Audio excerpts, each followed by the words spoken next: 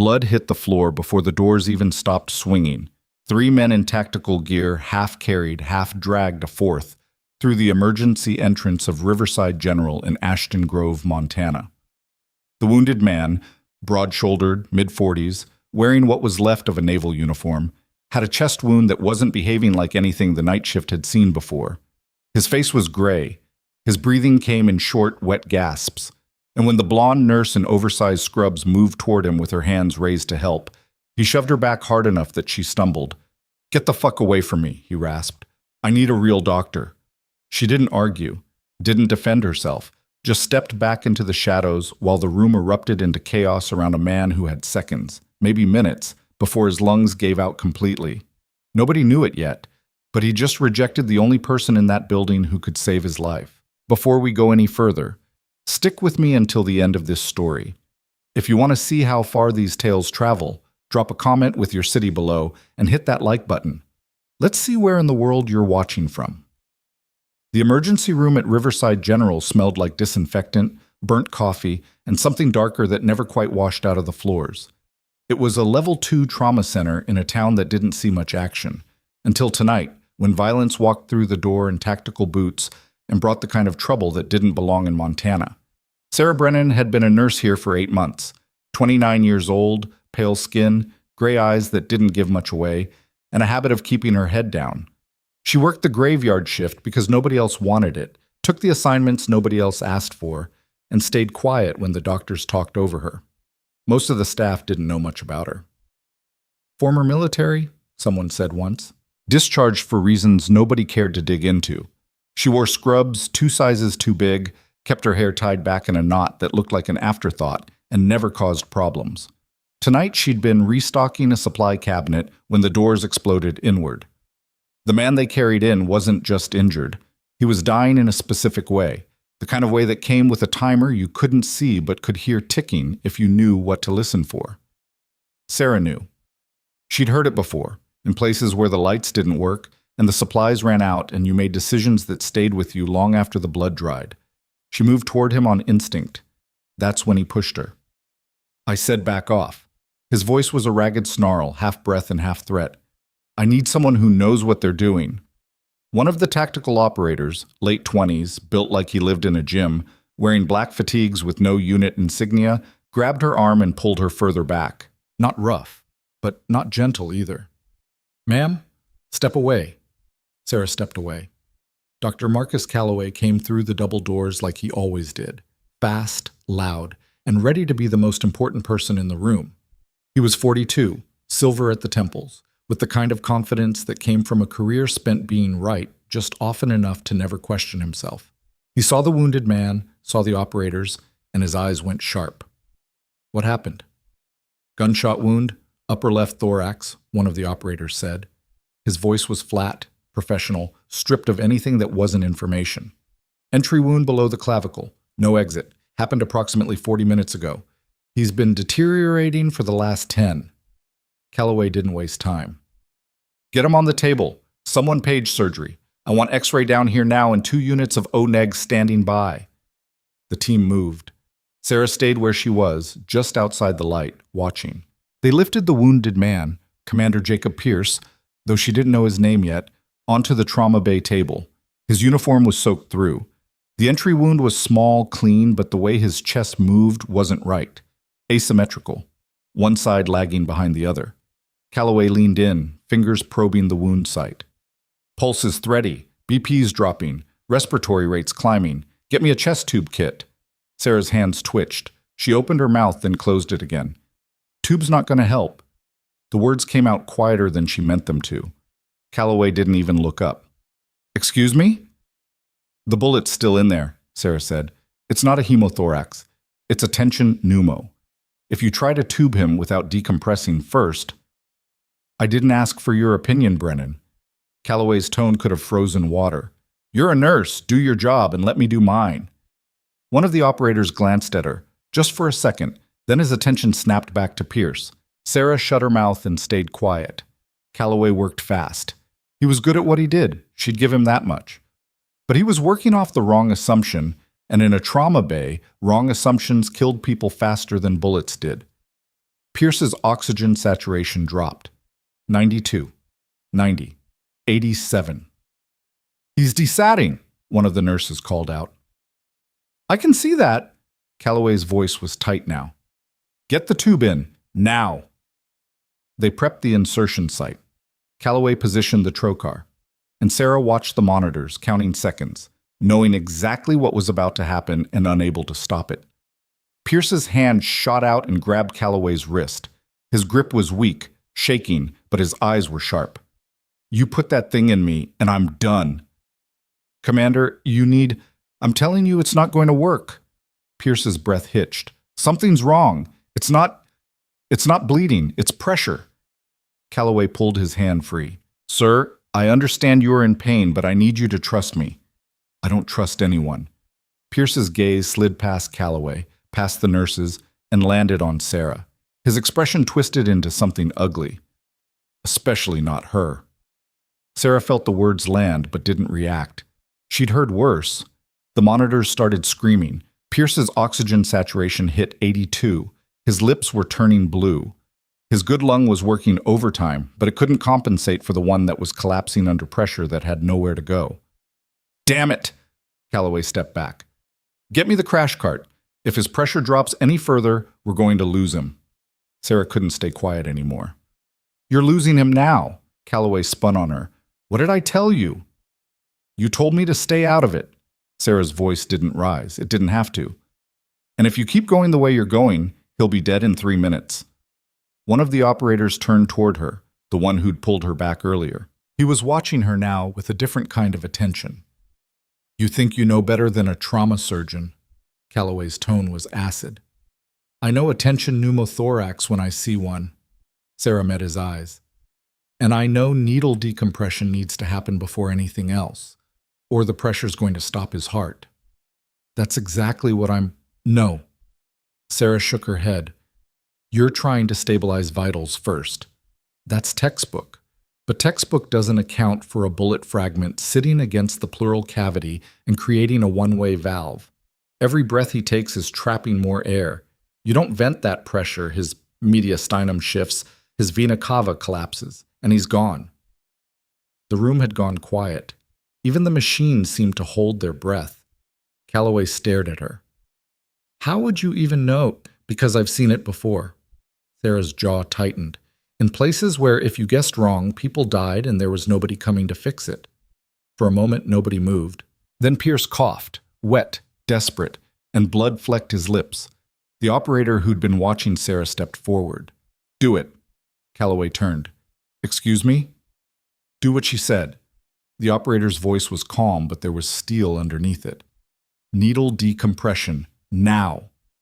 I'm not taking orders from you are if you want him to live. The operator didn't raise his voice. He didn't need to. He's my commanding officer, and if she says that's what saves him, that's what you're going to do. Calloway's face went red, but he looked at the monitors, looked at Pierce's deteriorating stats, and made the calculation. Fine. He turned to one of the nurses. Get me a 14-gauge catheter. Sarah didn't move, didn't speak, just watched. Calloway positioned the needle at the second intercostal space, mid-clavicular line. His hands were steady. He was an asshole, but he wasn't incompetent. The needle went in clean, and the moment it breached the pleural space, there was a hiss of escaping air, loud, unmistakable, and immediate. Pierce gasped. A real breath this time. His oxygen saturation started climbing. 85, 88, 91. The room exhaled. Calloway pulled the needle, secured the catheter, and stepped back. He didn't look at Sarah. Pierce's eyes opened. He was still gray, still shaking, but he was breathing, and he was staring at her. You, he said. Sarah didn't answer. You knew. Yeah. How? She didn't owe him an explanation, didn't owe any of them anything, but the way he was looking at her now, like he was seeing her for the first time, made her tired in a way that had nothing to do with the late hour. Because I used to do this for a living, she said. One of the other operators, older than the first, turned his head slightly. Do what for a living? Sarah pulled up her left sleeve. The tattoo was small, black ink, and specific. An eagle, a caduceus, and beneath it, a unit designation that didn't exist in any official database anymore. The older operator saw it. His posture changed instantly, spine straightening, shoulders squaring. He didn't salute, not in a civilian hospital, but his hand moved like he wanted to.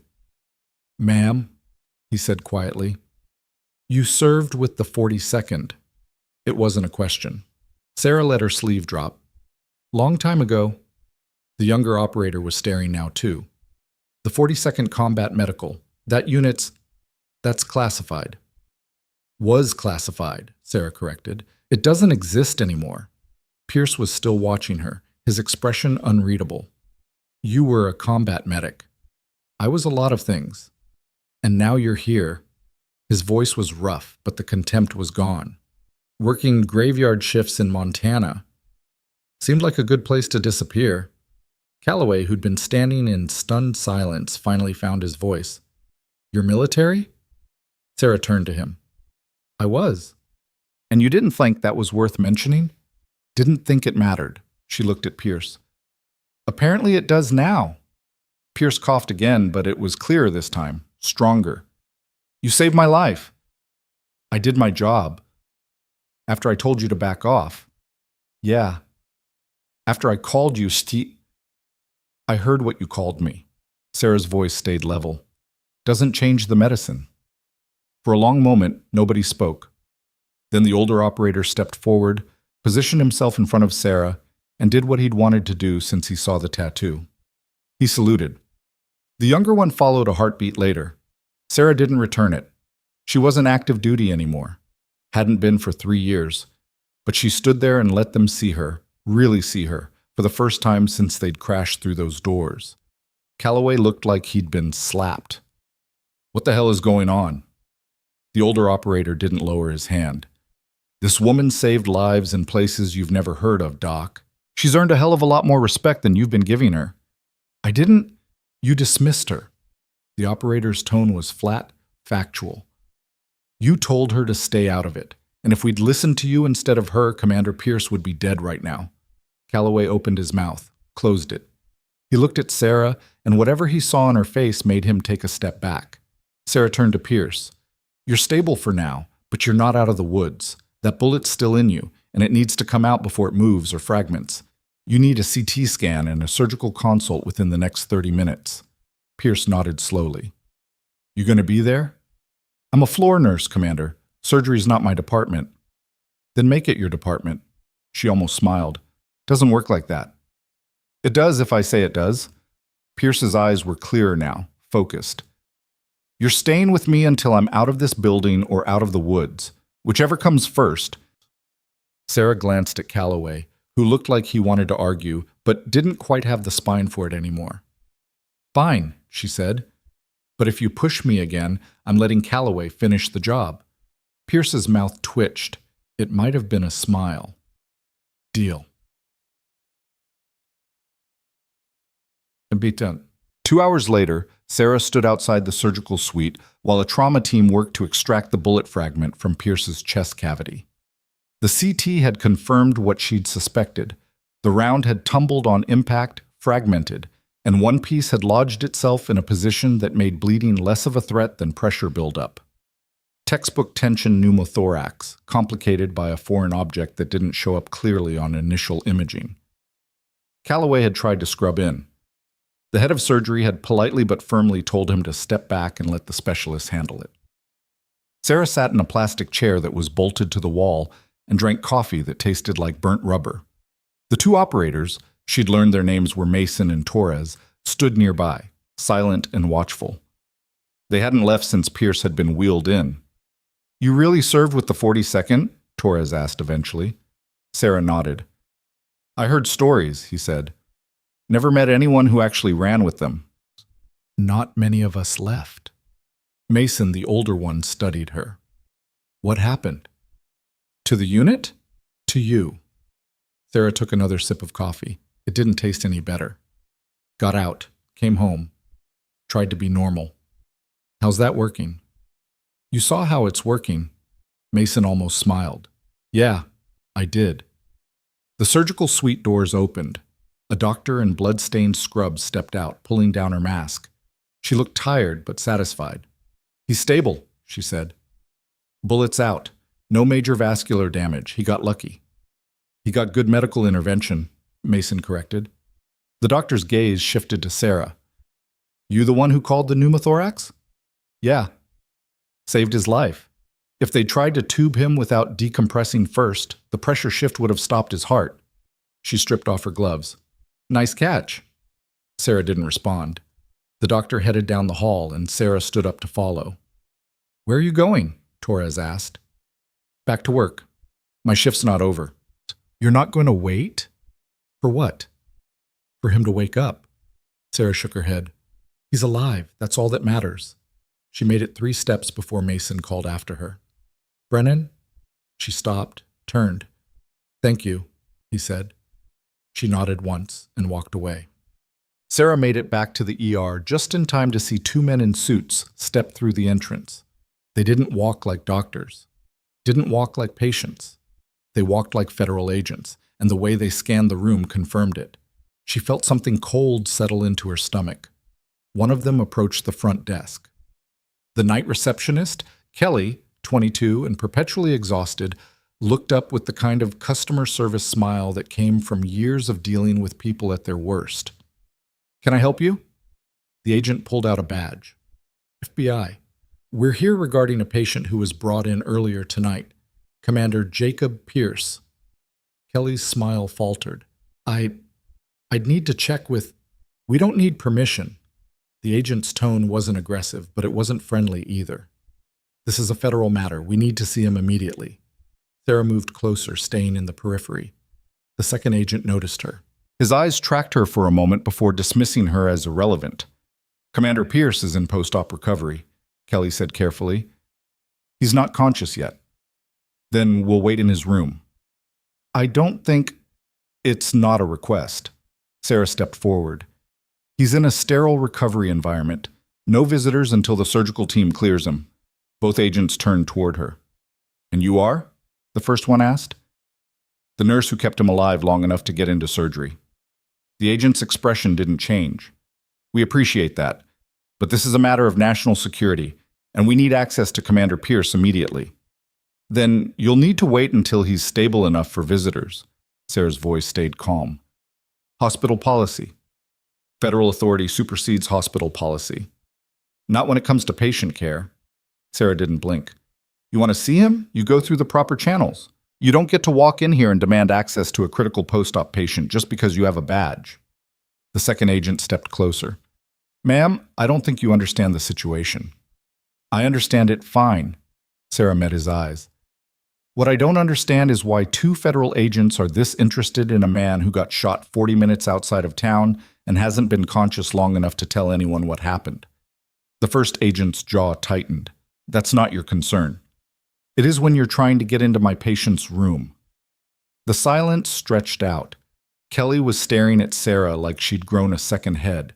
Nobody talked to federal agents like that. Nobody who wanted to keep their job, anyway. The first agent pulled out his phone. "We'll be back with the proper authorization, but make no mistake, we will see Commander Pierce tonight." "Looking forward to it," Sarah said. They left. Kelly waited until the doors closed before turning to Sarah. "Are you insane?" "Probably. They're going to come back with a warrant or a court order or something." "Yeah." "And then what?" Sarah didn't answer. She was already moving toward the surgical wing, her mind working through a problem she didn't fully understand yet, but could feel taking shape. Something was wrong. Federal agents didn't show up in the middle of the night for a routine gunshot victim. They didn't push this hard, this fast, unless there was something they needed to control, or someone they needed to silence.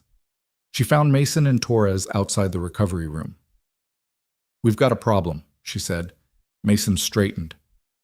"What kind?" "FBI just tried to get access to Pierce. I bought some time, but they're coming back." Torres swore under his breath. Mason's expression went flat and dangerous. "Did they say why?"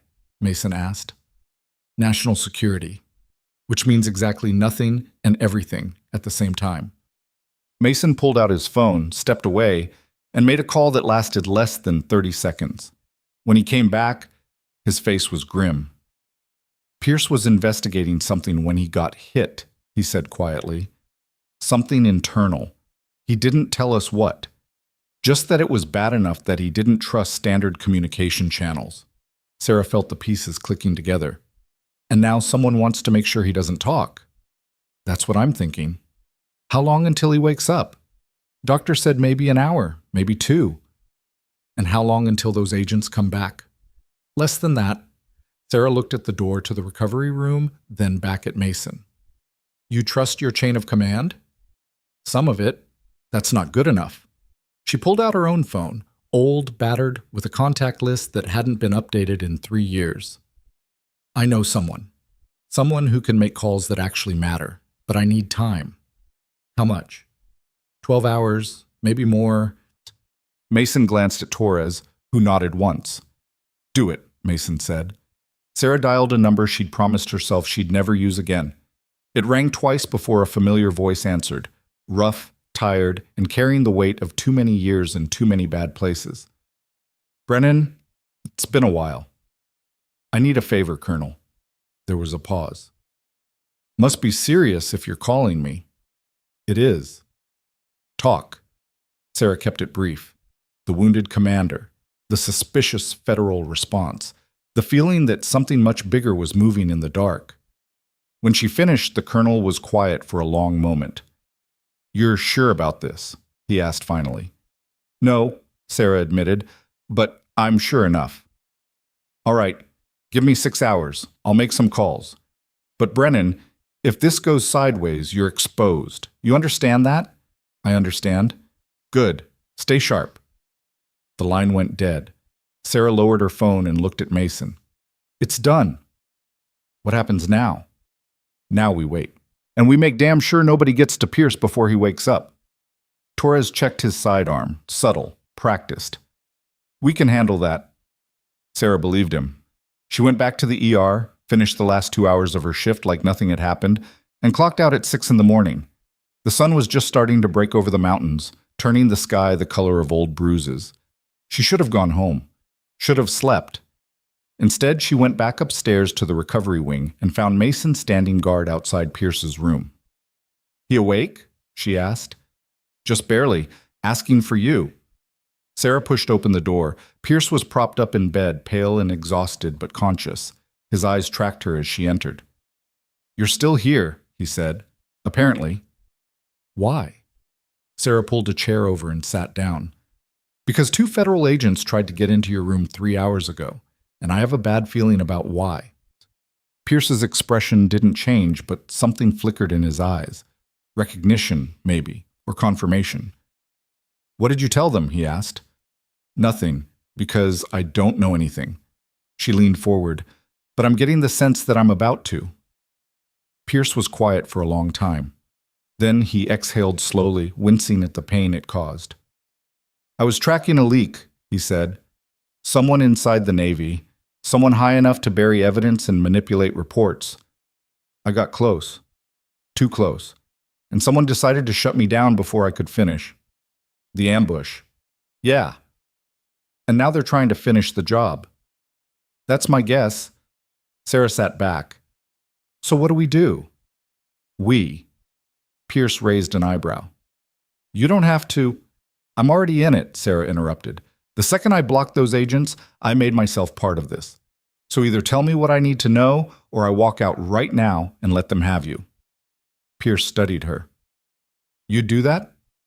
No, Sarah admitted, but I'm trying to give you an out. He almost smiled. I don't want an out. I want to know who tried to kill me and make sure they don't get away with it. Then we're on the same page. Good. Pierce shifted in the bed, grimacing. Because this gets worse before it gets better. How much worse?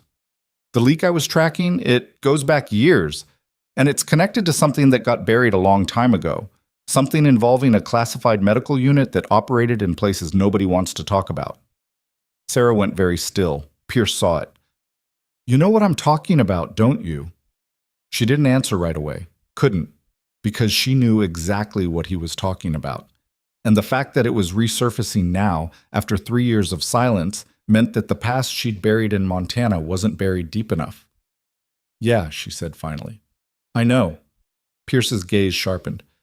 Then you know how bad this is. I do. And you're still here.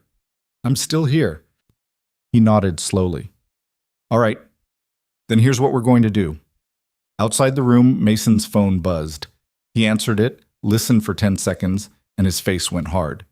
He knocked once on the door and stepped inside. We've got movement, he said. 3 black SUVs just pulled into the parking lot. Federal plates. And they're not alone. Sarah stood. How many? At least 6 agents, maybe more. Pierce tried to sit up further and failed. They're not here to ask questions. No, Mason agreed. They're not. Sarah looked at Pierce, then at Mason, and made a decision she knew she couldn't take back. How long can you hold them off?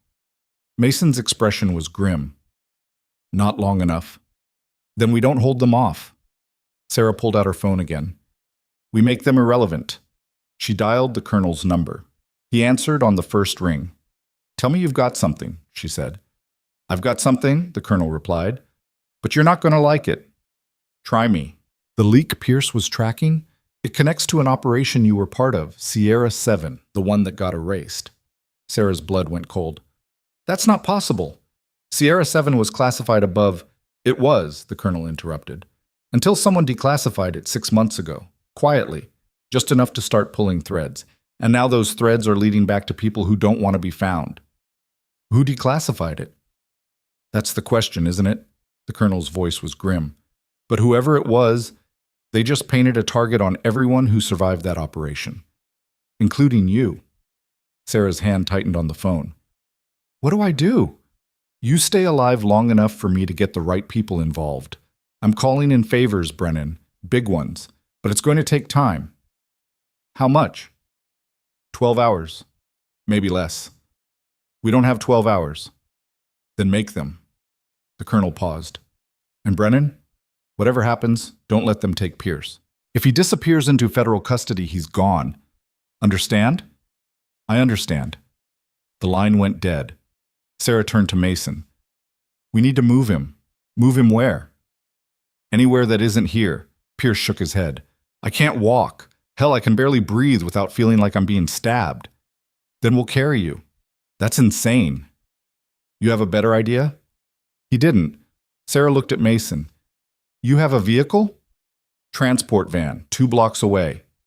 Get it, now. Mason didn't argue. He was gone before Sarah finished speaking. Torres stepped into the room, his expression tense. They're in the building. 3 agents just went through the main entrance. The others are covering the exits. Sarah moved fast. She disconnected Pierce's IV, capped the line, and started unhooking monitors. We've got maybe 2 minutes before they figure out where we are. This is a terrible plan, Pierce said. You're welcome to stay and see how the alternative works out. He didn't argue after that. Torres helped Sarah get Pierce into a wheelchair. It wasn't easy. Every movement made Pierce's face go white. But they managed. Back stairwell, Torres said. It's the only route they won't be watching yet. They moved. The hallway was empty, the early morning shift just starting to filter in. Sarah pushed the wheelchair as fast as she dared while Torres led the way, his hand resting on the concealed weapon at his hip. They made it to the stairwell. Behind them, voices echoed down the corridor. Official, urgent. They're here, Pierce said quietly. I know. Sarah kept moving. They descended 2 flights before the door above them crashed open. Federal agents, stop where you are. Torres turned, his weapon out now. Keep going. Sarah didn't hesitate. She kept pushing, kept moving, and tried not to think about how badly this could end. They hit the ground floor. Mason was waiting with the van, engine running, back doors open. They loaded Pierce in seconds. Sarah climbed in after him. Torres followed. The van pulled away just as 3 agents burst through the hospital's side exit. Mason drove fast, but not recklessly, weaving through morning traffic like he'd done this before. Where are we going? Pierce asked through gritted teeth. Somewhere safe, Sarah said. Does that place exist? We're about to find out. Bad. The safe house was 40 miles outside Ashton Grove, tucked into a valley that didn't appear on most maps. It belonged to a friend of the colonel's, someone who owed favors and didn't ask questions. They got Pierce inside, got him stable, and Sarah finally let herself breathe. Mason stood by the window, watching the road. Torres checked the perimeter, and Pierce lay on a couch that had seen better days, looking like death but still conscious. "So what now?" he asked. Sarah sat down across from him. "Now we wait for the colonel to do what he does best." "Which is?" "Make powerful people very uncomfortable." Pierce's mouth twitched. "Sounds like my kind of guy." "He is." They sat in silence for a while. Outside, the sun climbed higher, and the valley stayed quiet. Sarah's phone buzzed. She looked at the screen, unknown number. She answered. "Yeah?" "Brennan." The voice was unfamiliar, cold. "You've made a serious mistake." "Who is this?" "Someone who's giving you one chance to walk away. Bring Commander Pierce back to Riverside General. Do it within the next hour, and we'll forget this ever happened. And if I don't, then you become part of the problem we're solving." The line went dead. Sarah lowered the phone. Pierce was watching her. "Let me guess, threat?" "Yeah." "You gonna take it?" Sarah looked at him, at the man who'd shoved her aside, who'd called her incompetent, who'd nearly died because he was too proud to listen, and who was now trusting her with his life because she'd saved it anyway. "No," she said. "I'm not." Pierce nodded slowly. "Good." Mason turned from the window. "We've got company." Sarah stood. "How many?" "2 vehicles, closing fast." Pierce tried to sit up. "They found us already?" "Apparently." Torres moved to the door, weapon ready. "How do you want to play this?" Sarah's mind raced. They were trapped, outgunned, and running out of time. Her phone buzzed again. This time, it was the colonel. "I'm here," she said. "So am I."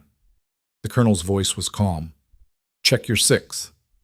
Sarah moved to the back window and looked out. 3 military vehicles, real ones, with unit markings she recognized, were rolling up the valley road. "What did you do?" she asked. "I made a call," the colonel said. "And now the people who've been covering this up have a choice. They can keep pushing, or they can back off and let the investigation happen the right way. And if they don't back off?" Then they explained to a Senate committee why they tried to assassinate a decorated naval officer and silence a witness. The colonel's voice went hard. "Your move just became theirs, Brennan, and they don't like the board anymore." The 2 civilian vehicles stopped 100 yards from the house. They didn't advance. Sarah watched as the military convoy positioned itself between the safe house and the threat. "It's done," the colonel said. "Pierce is protected. The investigation's official now, and the people who wanted him dead just ran out of options." Sarah closed her eyes. "Thank you." "Don't thank me yet. This gets messy before it gets clean. But you bought him time. That's what matters." The line went dead. Outside, the civilian vehicles turned around and drove away. Pierce was staring at her. "What just happened?" "Justice," Sarah said quietly. "Or the beginning of it, anyway." Mason lowered his weapon. Torres exhaled, and for the first time in 3 years, Sarah Brennan felt like maybe, just maybe, the past didn't have to stay buried forever. But as she stood there watching the valley settle back into silence, her phone buzzed one more time. A text. No number. "This isn't over." Sarah deleted it. Then she turned back to Pierce and said the only thing that mattered. "You're safe now. The rest we'll figure out as we go." He nodded. And somewhere in the distance, the sound of rotors echoed across the mountains as reinforcements arrived to make sure the threat stayed gone. The helicopters touched down in a clearing half a mile from the safe house just after noon. Sarah watched through binoculars as a team of 6 emerged. Not FBI, not local law enforcement, but military personnel in unmarked fatigues moving with the kind of precision that came from operating in places where mistakes were fatal. The colonel had made good on his promise faster than she'd expected. Mason met them at the perimeter. The conversation was brief, professional, and ended with a nod that Sarah recognized as confirmation. They were legitimate. Whatever pressure the colonel had applied, it had worked. Pierce was asleep on the couch, his breathing steadier now but still shallow. The pain medication Sarah had scrounged from the safe house's surprisingly well-stocked medical kit had finally knocked him out. Torres sat in a chair by the door, his weapon within reach, eyes half closed but nowhere near sleep. Sarah's phone rang. The colonel, again. "They're yours," he said without preamble. "Captain Reeves is leading the team. Former Ranger, solid record, and more importantly, he's not on anyone's payroll except Uncle Sam's. He'll keep Pierce secure while the investigation moves forward. How long is that going to take?" "Longer than you want, shorter than it should." The colonel's voice carried the weight of someone who'd fought bureaucracy longer than he'd fought enemies. "Naval intelligence is involved now. So is the Inspector General's office. The people who wanted Pierce dead are running out of places to hide, but they're not gone yet." "Meaning?" "Meaning they're going to push back, hard, and they're going to look for leverage anywhere they can find it." Sarah felt the implication settle. "You think they'll come after me?" "I think you just became a loose end in a conspiracy that's already cost lives." The colonel paused. "Sierra 7 is part of this, Brennan. I don't know how deep it goes yet, but your name's in the file, and if someone's pulling threads, they're going to find you. Let them. Don't be stupid. You survived that operation by being smart and careful. Don't throw that away now because you're feeling heroic." Sarah almost laughed. "Heroic isn't the word I'd use." "Then what word would you use?" She thought about it, about the way Pierce had looked at her when he woke up, about the salute from Mason and Torres that still felt unearned, about 3 years of keeping her head down and pretending the past didn't exist. "Tired," she said finally. "I'm tired of running." The colonel was quiet for a moment. "Then don't run. But don't make yourself an easy target either. Stay close to Reeves and his team. If things go sideways, they'll keep you breathing long enough for me to fix it. And if you can't fix it, then we're all in deeper trouble than a phone call can solve." He hung up. Sarah lowered the phone and found Pierce awake, watching her. "You should be sleeping," she said. "Hard to sleep when people keep talking about you like you're a problem that needs solving." His voice was rough, but the edge of pain had dulled. "Sierra 7. That's the operation the colonel mentioned?" Sarah sat down across from him. "Yeah. What happened?" "Classified. I've got clearance." "Had clearance," Sarah corrected. "And even if you still did, there's nothing in the official record anymore. It got scrubbed 3 years ago." Pierce shifted, wincing. "But you remember, every second of it. And it's connected to whoever tried to kill me." "Apparently." He studied her face. "You're not surprised?" "No," Sarah admitted. "I've been waiting for it to come back. Just didn't think it'd be like this." "Like what?" "Loud." Pierce almost smiled. Then the pain caught up with him and the expression faded. "Tell me about it." "About Sierra 7. Sarah shook her head. "You don't want that in your head." "I've got worse things in my head already." He met her eyes.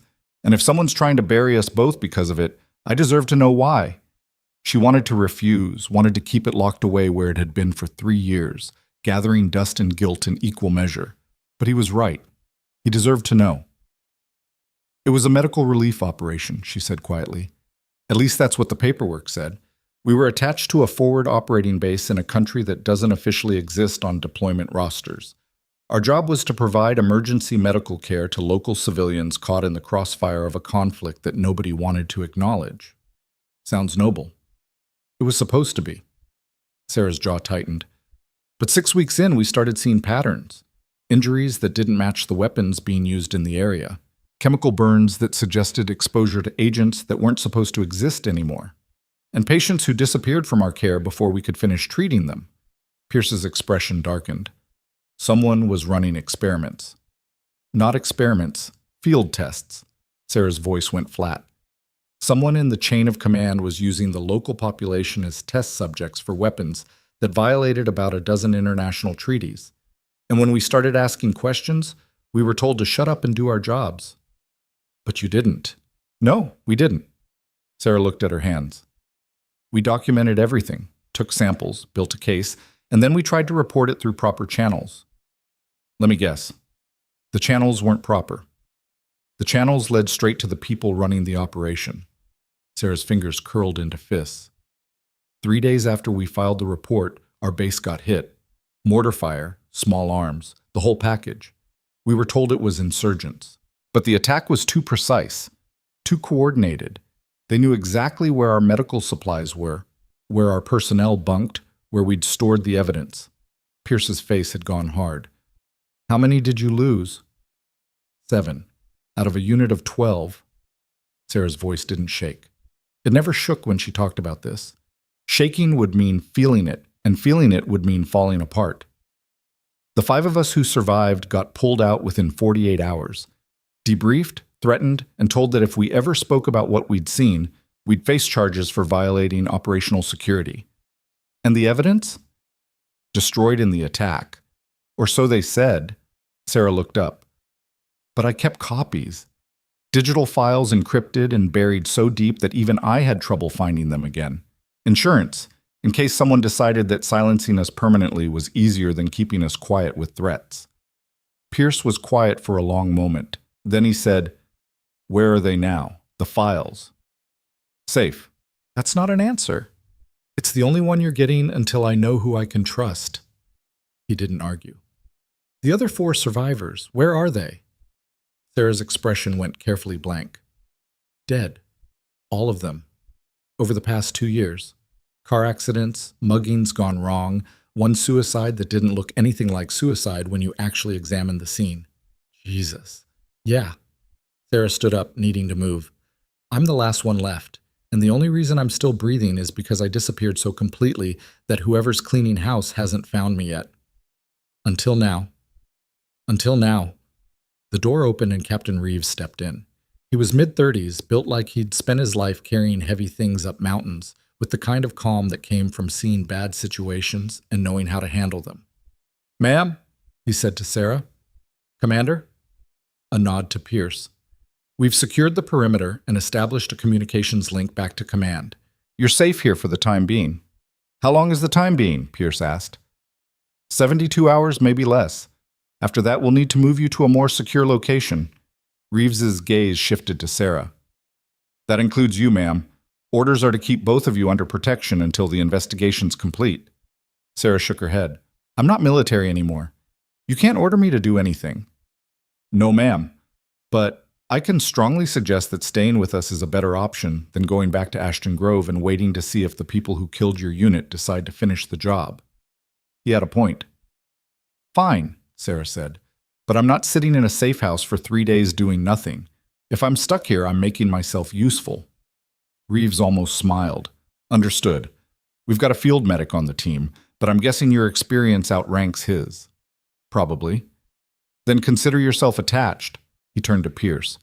"Sir, we'll need a full debrief as soon as you're able. Everything you remember about the ambush, the investigation you were running, and anyone you contacted in the 48 hours before the attack." Pierce nodded. "Give me an hour to get my head straight, and I'll tell you everything." Reeves left. Sarah looked at Pierce. "You should rest more before—" "I've rested enough." He sat up slowly, every movement calculated to minimize the pain. "And the sooner we get this done, the sooner we can start putting names to the people who need to pay for what they've done." She wanted to argue, wanted to tell him that pushing too hard too fast was how you ended up back in surgery, or worse, but she recognized the look in his eyes. She'd worn it herself 3 years ago, when she'd realized that the people she trusted had tried to kill her. "All right," she said, "but if you pass out halfway through, I'm telling Reeves to sedate you until tomorrow." "Deal." An hour later, they were seated around a table that had been set up in what used to be the safe house's dining room. Reeves had a laptop open, recording everything. Mason and Torres stood nearby, silent witnesses to a conversation that was about to expose something bigger than any of them had bargained for. Pierce laid it out methodically.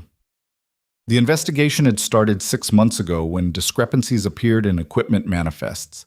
Weapons and munitions signed out to units that didn't exist, shipped to locations that weren't on any official deployment map. Small things at first, easy to dismiss as clerical errors, but Pierce had a habit of pulling threads when something didn't add up.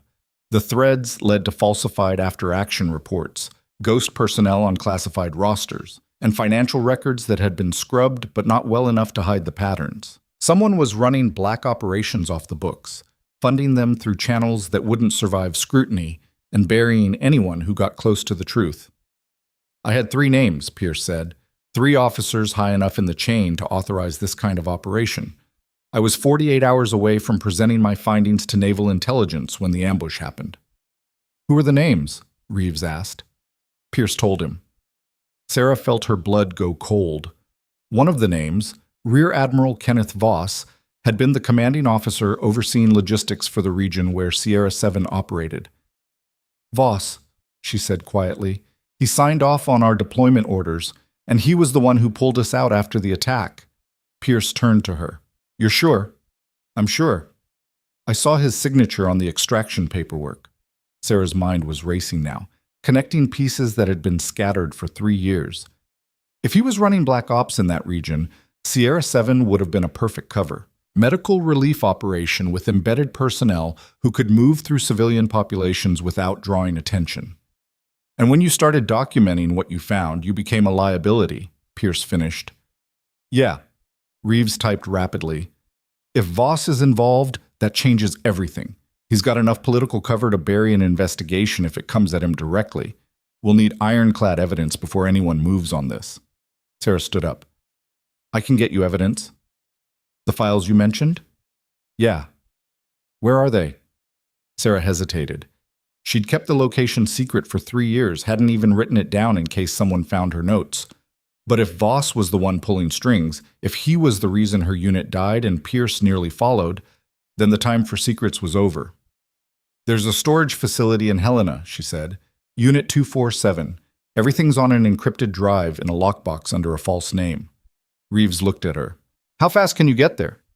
3 hours if we leave now. Then we leave now. He closed the laptop. Mason, Torres, you're with us. I want eyes on every approach and exits covered at all times. Pierce tried to stand. I'm coming. No, Sarah said firmly. You're staying here. You can barely walk, and if something goes wrong, I'm not dragging your ass out of another firefight. She's right, sir, Reeves added. You're the primary witness. We can't risk you. Pierce looked like he wanted to argue.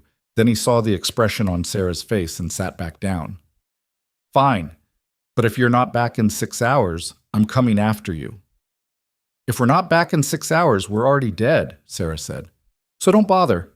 She meant it as a joke. Nobody laughed. They took 2 vehicles, an unmarked SUV and a pickup truck that looked like it belonged to someone who hunted elk for a living. Mason drove the SUV with Sarah in the passenger seat. Torres and Reeves followed in the truck, keeping 100 yards back and watching for tails. The drive to Helena was quiet. Sarah stared out the window at landscape that blurred past, her mind running through contingencies and trying not to think about what would happen if the files weren't there anymore, if someone had found them, if the encryption had failed. You doing okay? Mason asked after an hour of silence.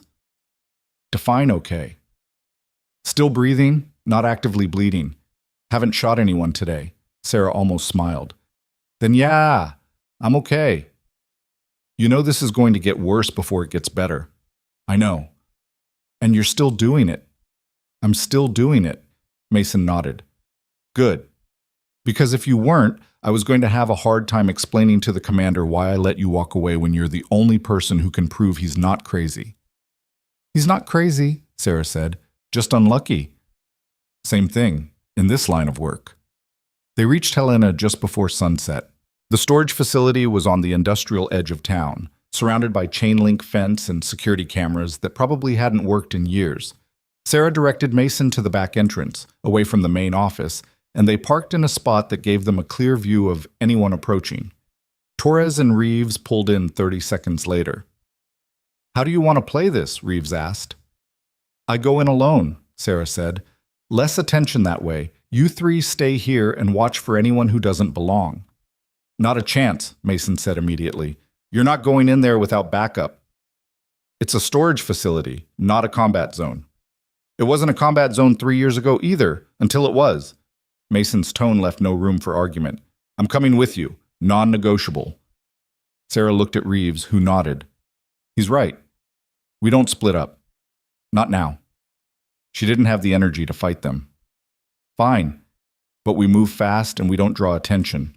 This place has the kind of security that calls the cops first and asks questions never. They moved across the parking lot like they'd done it 100 times before. Spread out, heads on a swivel, looking casual but ready. Sarah led them to Unit 247, a 10 by 10 space on the second floor of a building that smelled like mildew and rust. The lock was a combination padlock. Sarah dialed in the numbers, felt the mechanism click, and pulled the door open. The unit was empty except for a single plastic bin in the back corner. Sarah's heart sank. For a second, she thought someone had already been here, already taken it. Then she saw the dust pattern on the floor, undisturbed except for her own footprints from 3 years ago, and allowed herself to breathe. She opened the bin. The lockbox was still there, scratched and dented, but intact. "Got it," she said. Mason kept watch at the door while Sarah pulled out the box and entered the secondary combination. The lid popped open. Inside was a thumb drive, small and unremarkable, wrapped in a plastic bag to protect it from moisture. Sarah held it up. "This is everything. Medical records, photographic evidence, testimony from the survivors before they died. If Voss is dirty, this proves it." "Then let's get it back to—" The sound of footsteps on the metal stairs outside cut Mason off mid-sentence. He moved instantly, hand going to his weapon, positioning himself between Sarah and the door. The footsteps stopped just outside the unit. A voice called out, "Brennan, I know you're in there." Sarah recognized the voice. She'd heard it 3 years ago, giving orders that got her friends killed. Admiral Kenneth Voss stepped into view, flanked by 2 men in civilian clothes with the kind of posture that screamed federal security. He looked older than Sarah remembered, grayer, but his eyes were the same, cold, calculating, and completely devoid of anything resembling remorse. "You've made this very difficult," Voss said calmly. "I was hoping we could resolve this quietly." Sarah's hand tightened on the thumb drive. "Like you resolved Sierra 7? Sierra 7 was an unfortunate accident. You and your team were in the wrong place at the wrong time. We were in the exact place we were ordered to be, doing the exact job you assigned us." Sarah's voice was ice. "And when we found out what you were really doing, you tried to kill us." Voss sighed. "You have no idea what you stumbled into. The work we were doing, what we're still doing, is necessary. It saves lives in the long run. By ending them in the short run? By making hard choices that people like you don't have the clearance or the stomach to understand." Voss stepped forward. Mason's weapon came up. Voss stopped. "Put the gun down, son.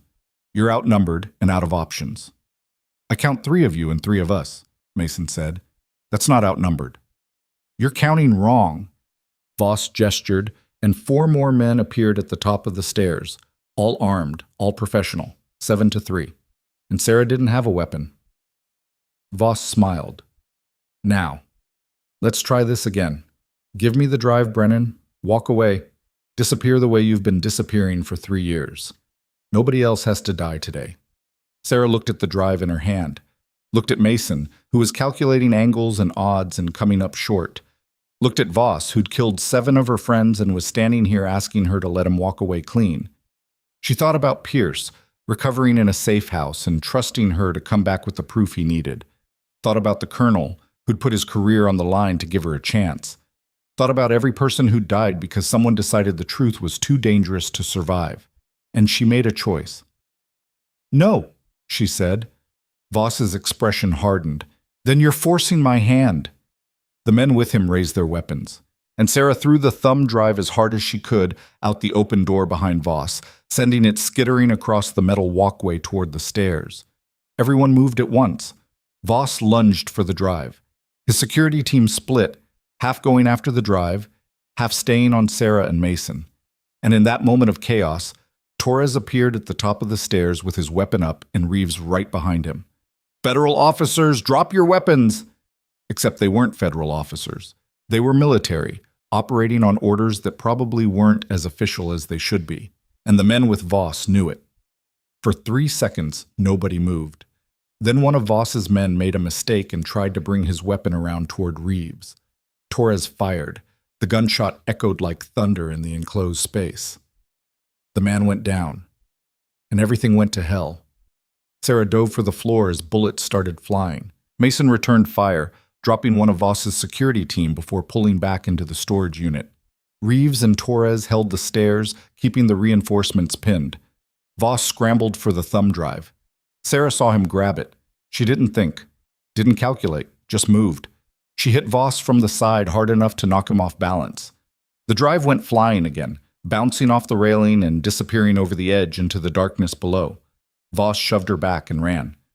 "Mason!" Sarah shouted. He turned, saw Voss disappearing down a fire escape on the far side of the building, and swore. "Go! I've got this!" Sarah ran after Voss. He had a head start, but he was older and she'd spent 3 years running from ghosts. She caught up to him at ground level, tackling him into the side of a car hard enough that the alarm went off. They went down in a tangle of limbs. Voss got a hand around her throat. Sarah drove her knee into his ribs, felt something crack, and he let go with a gasp. She rolled away, grabbed a loose piece of rebar from the ground and swung. It connected with Voss's shoulder. He screamed. The gun he'd been reaching for went flying. Sarah kicked it away and stood over him, breathing hard, the rebar still in her hand. "It's over," she said. Voss laughed, wet, pained, but genuine. "You have no idea what you've done. The people I answer to don't stop, they don't quit, and they sure as hell don't forgive." "Then I guess we're even." Sirens wailed in the distance. Someone had called the cops. Mason appeared at the top of the fire escape. "Brennan, we need to move." Sarah looked at Voss, bleeding and beaten on the pavement, looked at the rebar in her hand. She could end it right now. One swing. And nobody would blame her. Instead, she dropped the rebar and ran.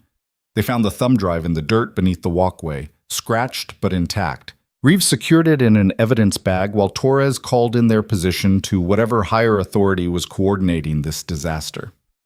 The cops arrived 4 minutes later. By then, Voss's remaining security team had scattered and Voss himself was gone, limped away into the industrial maze before backup could lock down the area. Sarah sat in the back of the SUV, her hands shaking from adrenaline crash, and realized that everything had just changed. They had the evidence. But Voss knew they had it, and whatever protection the colonel had arranged wasn't going to be enough if the people Voss worked for decided that eliminating witnesses was easier than facing justice. Her phone rang. Unknown number. She answered. "You should have taken the deal," Voss's voice said. "Now everyone you care about is a target, starting with Commander Pierce." The line went dead. Sarah's blood turned to ice. Because Pierce was alone in the safe house with minimal security, and if Voss had people in Helena, he sure as hell had people in Ashton Grove. "We need to get back," she said. "Now." Reeves saw her face and didn't ask questions. What happened? Voss just threatened Pierce. They were moving before she finished the sentence, vehicles screaming back onto the highway, pushing speeds that would get them pulled over in any sane world. Sarah called the safe house. No answer. She called again. Nothing. Mason was driving like he was back in a convoy under fire, weaving through traffic that barely had time to get out of the way. "How long?" Sarah asked. 2 hours if we don't stop." "Make it 90 minutes. He pressed the accelerator harder. Sarah tried the safe house number again. This time, someone answered. But it wasn't Pierce. It wasn't anyone from Reeves's team. The voice on the other end was calm, professional, and completely unfamiliar. "Ms. Brennan, Commander Pierce is currently unavailable, but he wanted me to let you know he's safe. For now." The line went dead before she could respond. And Sarah realized that while they'd been securing evidence, someone had just taken the only witness who could corroborate it. Mason broke every traffic law between Helena and Ashton Grove. Sarah sat rigid in the passenger seat, her phone pressed to her ear as she tried the colonel's number for the 4th time. It rang through to voicemail again. Either he was unreachable or someone had made sure he stayed that way. "Try Pierce's phone," Reeves said from the back seat. Sarah had already tried it twice. She tried again anyway. Straight to voicemail. Not even a ring. "They've jammed communications or pulled the batteries," Torres muttered. "Standard kidnap protocol." "He's not kidnapped," Sarah said. "He's leverage." "Same thing." "No. Kidnapping means they want ransom or concessions. Leverage means they're going to use him to make us do something stupid." Mason glanced at her. "Like what?" "Like trade the evidence for his life." Reeves leaned forward. "We can't do that." I know. Then what's the play? Sarah stared at the darkening highway ahead. Her mind was running scenarios, discarding them as fast as they formed. Every option led to the same conclusion. If they went in direct, Pierce died. If they waited for backup, Pierce died. If they tried to negotiate, Pierce died, and they lost the only proof that could bring Voss down. We need to know where they took him, she said. How? Sarah pulled up her phone's recent calls and found the number that had answered at the safe house. She called it back. It rang once before the same calm voice answered. Ms. Brennan, I was expecting you to call sooner. Where is he? Safe, comfortable, and breathing. All conditions that will remain true as long as you cooperate. What do you want? The thumb drive. Uncopied, unexamined, delivered to a location we'll provide within the next 3 hours. And if I don't? Then Commander Pierce's medical condition takes a sudden turn for the worse. Complications from surgery, tragic, but not uncommon. The voice was so reasonable it made Sarah's skin crawl. You have 2 hours and 58 minutes. I'll send coordinates shortly. The line went dead. Sarah lowered the phone and looked at Reeves. They want the drive in 3 hours. Where? They're sending coordinates. Mason's hands tightened on the wheel. It's a trap. Of course it's a trap. Sarah's jaw set. But it's the only trap we've got. Reeves pulled out his own phone and made a call that lasted 30 seconds. When he hung up, his expression was grim. I've got a team spinning up out of Fort Carson, but they're minimum 2 hours out, and that's if everything goes perfect. Which it won't, Torres added. Sarah's phone buzzed. A text message with GPS coordinates and nothing else. She pulled up the location on her map app. It's an industrial park, she said, 20 miles east of Ashton Grove. Warehouses and fabrication plants. Most of them shut down 5 years ago when the mining contracts dried up. Big area to cover with 4 people, Mason said. We're not covering it with 4 people. Sarah looked at Reeves. How many can you pull from Fort Carson before the deadline? Maybe 6, and that's pushing it. Then we push it. Sarah's mind was working now, turning the problem over like a Rubik's Cube until the solution started showing itself. We don't need to win the fight. We just need to keep them occupied long enough for the real cavalry to arrive. Reeves studied her. You're talking about a delaying action. I'm talking about making them think they've won right up until the moment they lose. And Pierce? Pierce stays alive because they need him alive until they have the drive. Once they've got it, he's worthless to them, so we make sure they never actually get it. Torres raised an eyebrow. You want to give them a fake? No, I want to give them the real one, but not the only copy. Sarah turned to Reeves. You've got forensic imaging equipment, right? Something that can clone a drive? Back at base, yeah. How long? 20 minutes, maybe less. Sarah checked the time. Then we've got an hour and 40 minutes to get back to base, clone the drive, and set up an ambush that doesn't get Pierce killed. Mason was already changing course, angling toward the Fort Carson exit. They made it to the base in 43 minutes. Reeves had called ahead, so the gate guards waved them through without questions. The forensics lab was in a low building that smelled like ozone and burnt coffee. A tech sergeant who looked about 12 years old took the thumb drive and disappeared into a back room. Sarah paced while they waited. Mason stood by the window watching the perimeter. Torres checked his weapon for the 3rd time, and Reeves coordinated with the quick reaction force that was supposed to meet them at the industrial park. We've got a problem, the tech sergeant said, emerging from the back room. His face was pale. Sarah's stomach dropped. What kind of problem?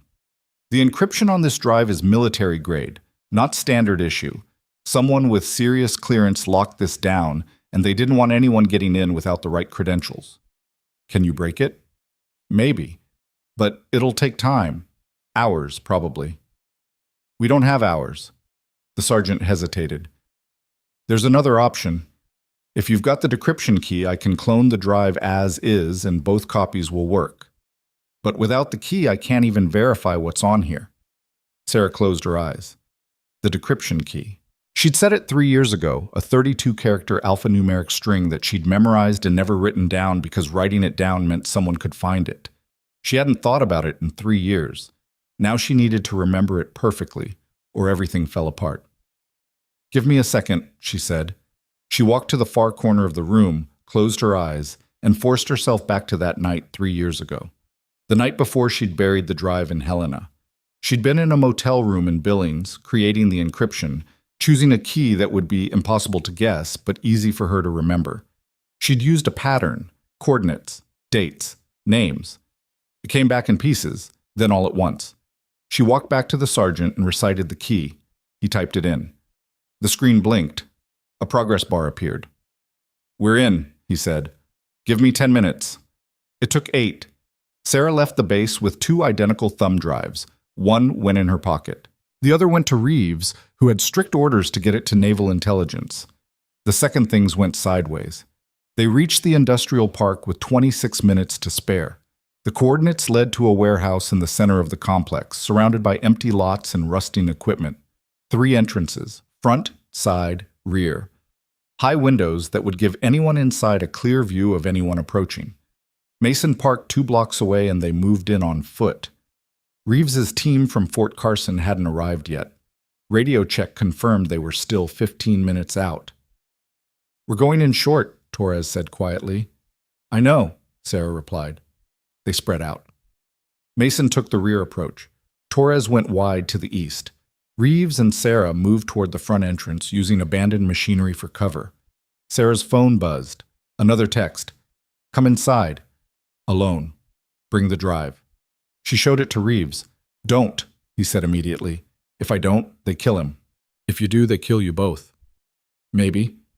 Sarah checked her weapon, a sidearm Reeves had given her that she wasn't entirely sure she remembered how to use properly. "But if I can buy 5 minutes, your team gets here and this ends." "That's not a plan. That's suicide with extra steps." "You have a better idea?" He didn't. Sarah stood up and walked toward the warehouse entrance.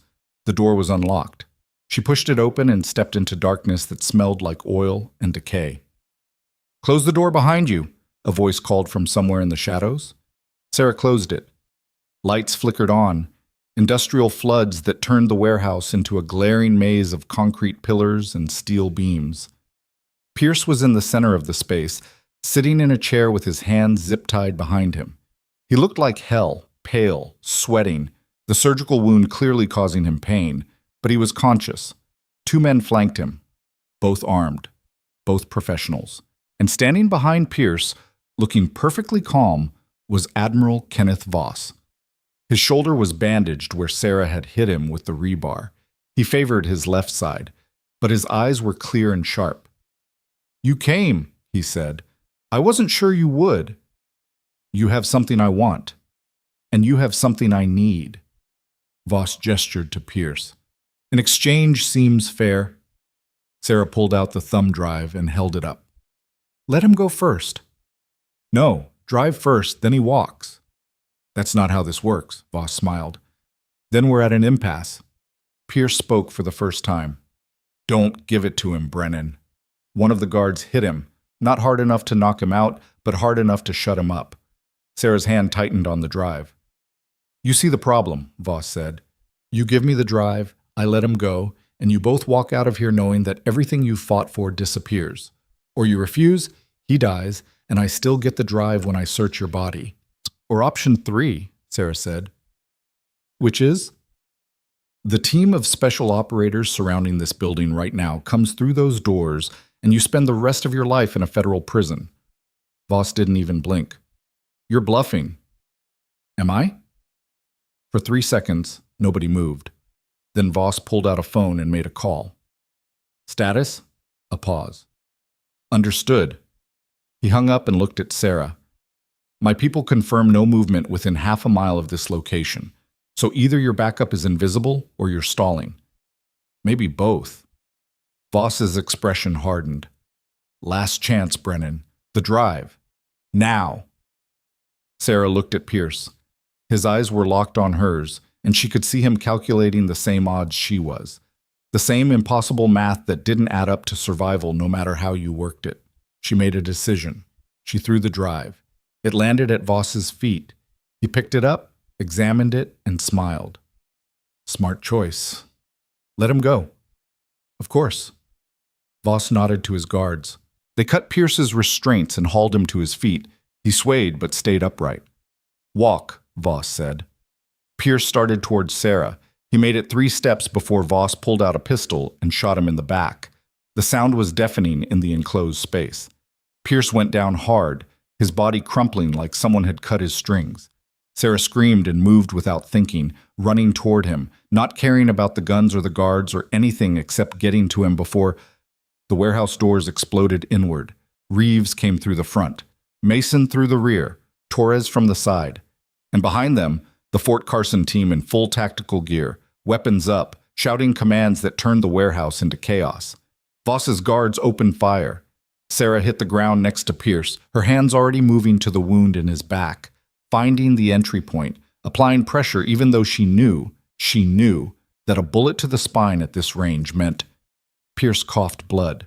"Brennan," he rasped, "don't talk. Save your strength. Did you give him the real drive?" "Yeah." He almost smiled. "Good. Then he's got nothing." Sarah stared at him. "What?" "The files. I already sent them." Pierce's breathing was shallow, labored. 2 hours ago, before they took me. Encrypted email to Naval Intelligence, Inspector General, Senate Oversight Committee. I'm not an idiot." His hand found hers. "The drive was insurance, but the real evidence is already out there." Gunfire rattled overhead. Someone was shouting for a medic. Sarah held Pierce's hand and felt his pulse getting weaker. "Stay with me," she said, trying. "You don't get to die, not after everything. Not planning on it." But his eyes were losing focus.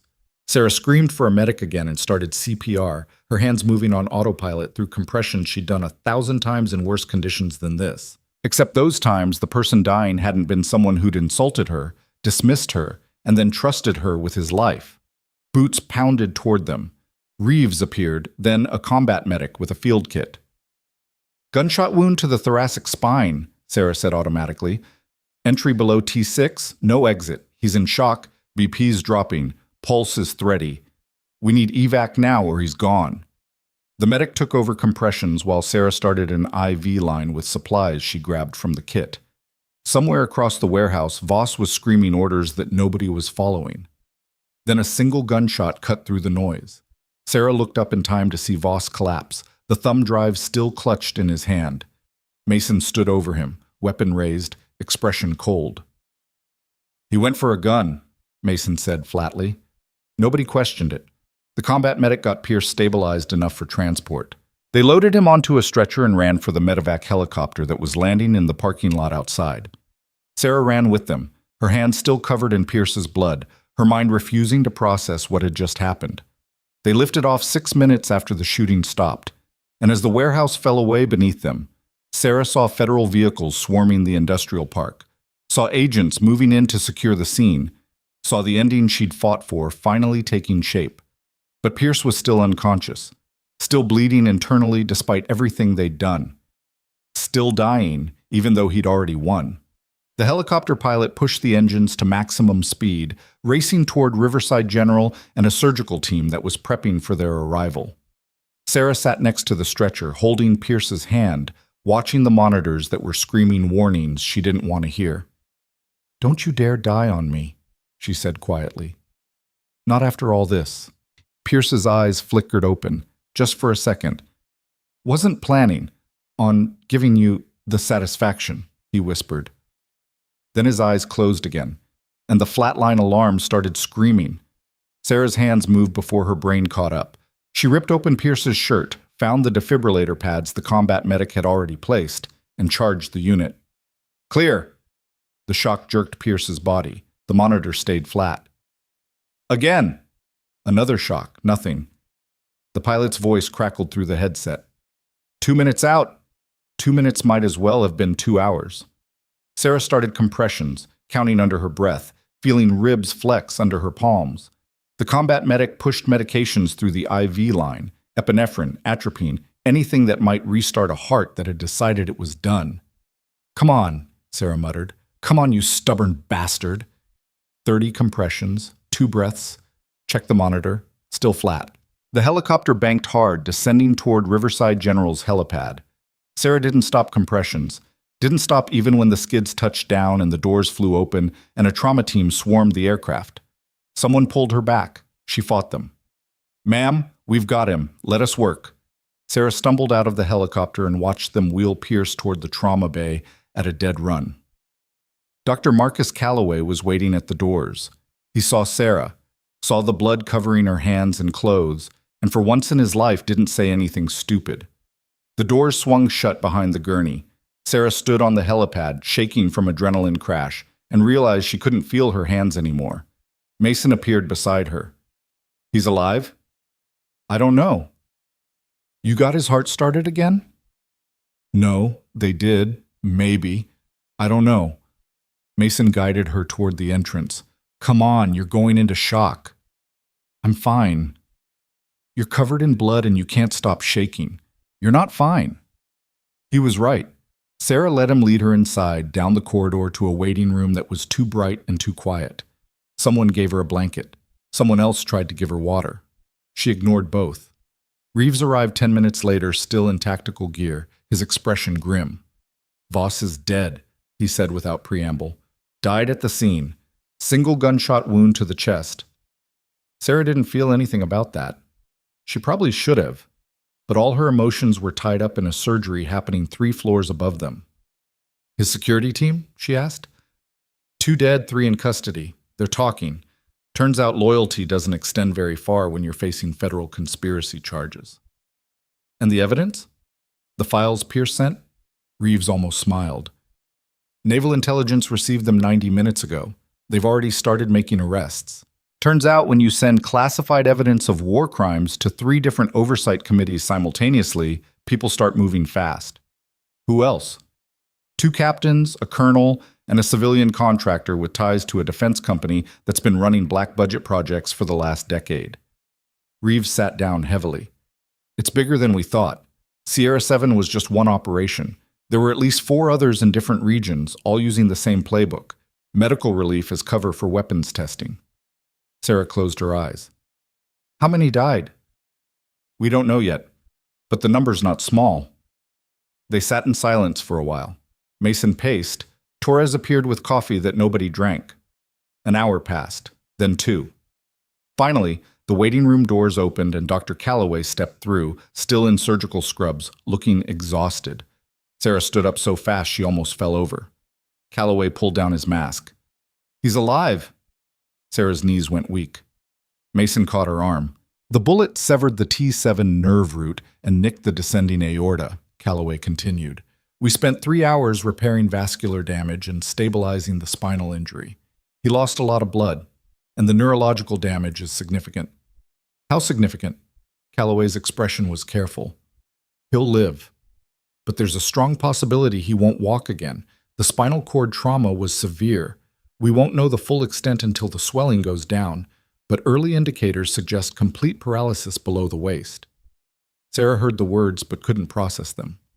Pierce, the man who'd walked into the ER under his own power, who'd shoved her aside, who'd nearly died twice in 24 hours, might spend the rest of his life in a wheelchair. "Can I see him?" she asked. "He's in recovery, still sedated. But yes, just you, though, and only for a few minutes." Sarah followed Calloway through corridors she'd walked 1,000 times, but had never felt this long. They took an elevator to the surgical ICU, a floor reserved for patients who weren't stable enough for regular rooms but weren't critical enough for full intensive care.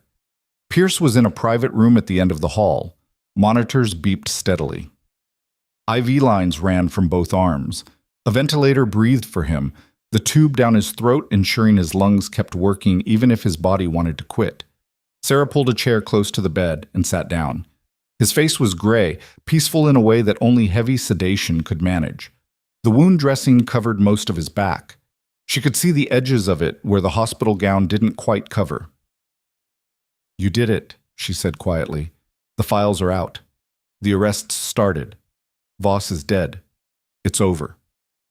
Pierce didn't respond. Couldn't respond. Sarah reached out and took his hand. It was warm. That felt important somehow. "I'm sorry," she continued. I'm sorry you got shot. I'm sorry about your legs. I'm sorry I couldn't. She stopped, because apologizing to an unconscious man was pointless, and because the guilt sitting in her chest wasn't something that could be fixed with words. She stayed for 10 minutes. Then a nurse came in and politely suggested she get some rest. Sarah left the room and found Reeves waiting in the hallway. "We need to talk," he said. They found an empty consultation room. Reeves closed the door and turned to face her. "The Inspector General wants a full statement," he said. "Everything about Sierra 7. Everything you documented. Everything you know about the other operations." "When?" "Tomorrow. They're sending investigators from D.C. Reeves paused. "They also want to restore your military record, officially acknowledge what happened, clear your name." Sarah had waited 3 years to hear those words. Now that they were here, they felt hollow. "What about the others?" she asked. "The 7 who died?" "They're reviewing the after-action reports. If the evidence supports it, and it will, they'll posthumously restore their honors and issue formal apologies to the families." "Apologies," Sarah's voice was flat. "For murdering them, and then pretending it was an accident. It's not enough. I know that. But it's something." Sarah looked at her hands. Pierce's blood had dried under her fingernails. "I want their names read into the congressional record. I want everyone who died because of Sierra 7 acknowledged publicly, not buried in classified files where nobody will ever see them. I'll make sure it happens. And I want the people who gave the orders prosecuted, not just Voss, everyone above him who knew what was happening and let it continue." Reeves's expression was grim. "That's going to be harder. Chain of command in black operations gets murky. Plausible deniability is built into the system. Then tear the system apart until there's no place left to hide. I'll do what I can." It wasn't a promise, but it was close enough. Sarah left the hospital just before dawn. Mason insisted on driving her home. She fell asleep in the passenger seat and woke up in her apartment parking lot with no memory of the drive. "Get some rest," Mason said. "We'll handle the debrief prep." Sarah nodded and climbed out. Her legs felt like they belonged to someone else. Her apartment was exactly as she'd left it, small, sparse, impersonal. She'd lived here for 8 months and it still looked like a hotel room. No pictures on the walls, no personal items except what fit in a single duffel bag. She showered until the water ran cold, scrubbing Pierce's blood from under her nails and trying not to think about how close he'd come to dying. Trying not to think about the fact that he'd trusted her and she'd led him straight into a bullet. She collapsed into bed, still wet, and didn't dream. The knock on her door came 6 hours later. Sarah answered it to find a woman in a navy suit with a government ID clipped to her belt. "Ms. Brennan, I'm Special Agent Carolyn Wade, Naval Criminal Investigative Service. I need you to come with me." Sarah's stomach dropped. "Why?" "Because there's been a development, and you need to see it before anyone else does." Wade drove her to a federal building in downtown Ashton Grove that Sarah had passed 100 times but never entered. They took an elevator to the 4th floor and walked down a corridor lined with closed doors and blank walls. Wade stopped at a conference room and pushed it open. Inside were 3 people Sarah didn't recognize and 1 she did. The colonel sat at the head of the table, looking older than he had the last time she'd seen him, but no less dangerous. "Brennan," he said, "sit down." Sarah sat. Wade took a position by the door. The other 3, 2 men and a woman, all in suits that screamed federal authority, watched Sarah with expressions that gave nothing away. The colonel slid a tablet across the table. "This arrived at Naval Intelligence 2 hours ago. Encrypted communication from an anonymous source. It took them 90 minutes to crack it." Sarah picked up the tablet. The screen showed a video file. She pressed play. The video was grainy, clearly shot on a phone or hidden camera. It showed Rear Admiral Voss in what looked like a private office, talking to someone off-screen. "Don't care what it takes," Voss was saying. "The Brennan woman has files that could unravel everything. She needs to disappear permanently, and I want it done before she makes contact with anyone who matters." The person off-screen responded, but the audio was too distorted to make out words. Voss continued.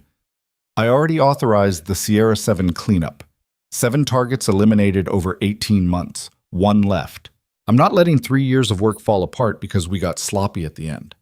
Sarah's blood went cold. The video cut to another scene. Same office, different day. Voss was on the phone. Pierce is getting too close. If he presents his findings to intelligence, we're done. I need him neutralized before the end of the week. Another cut. Another conversation. The ambush is set. He won't survive the extraction. The video ended. Sarah set down the tablet with shaking hands. The colonel spoke first. That video is authenticated. Timestamps match phone records and location data. It's admissible evidence in a federal prosecution. Voss is dead, Sarah said. Yes, but the investigation doesn't die with him. The colonel gestured to the three others at the table. This is Assistant Director Marcus Hale from the FBI, Deputy Inspector General Rachel Ortiz, and Captain Lawrence Kim from Naval Intelligence. They're leading the joint task force investigating the conspiracy. Hale leaned forward. Ms. Brennan, that video confirms what we suspected but couldn't prove. Admiral Voss orchestrated the elimination of Sierra 7 survivors and attempted to assassinate Commander Pierce to prevent exposure of illegal weapons testing programs. But he didn't act alone. We have evidence of at least 6 co-conspirators still active in military and civilian positions. Who sent the video? Sarah asked.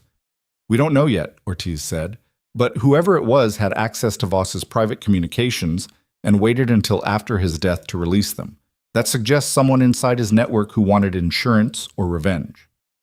Captain Kim spoke for the first time. His voice was quiet but carried weight. The video also mentions authorization codes for black budget allocations.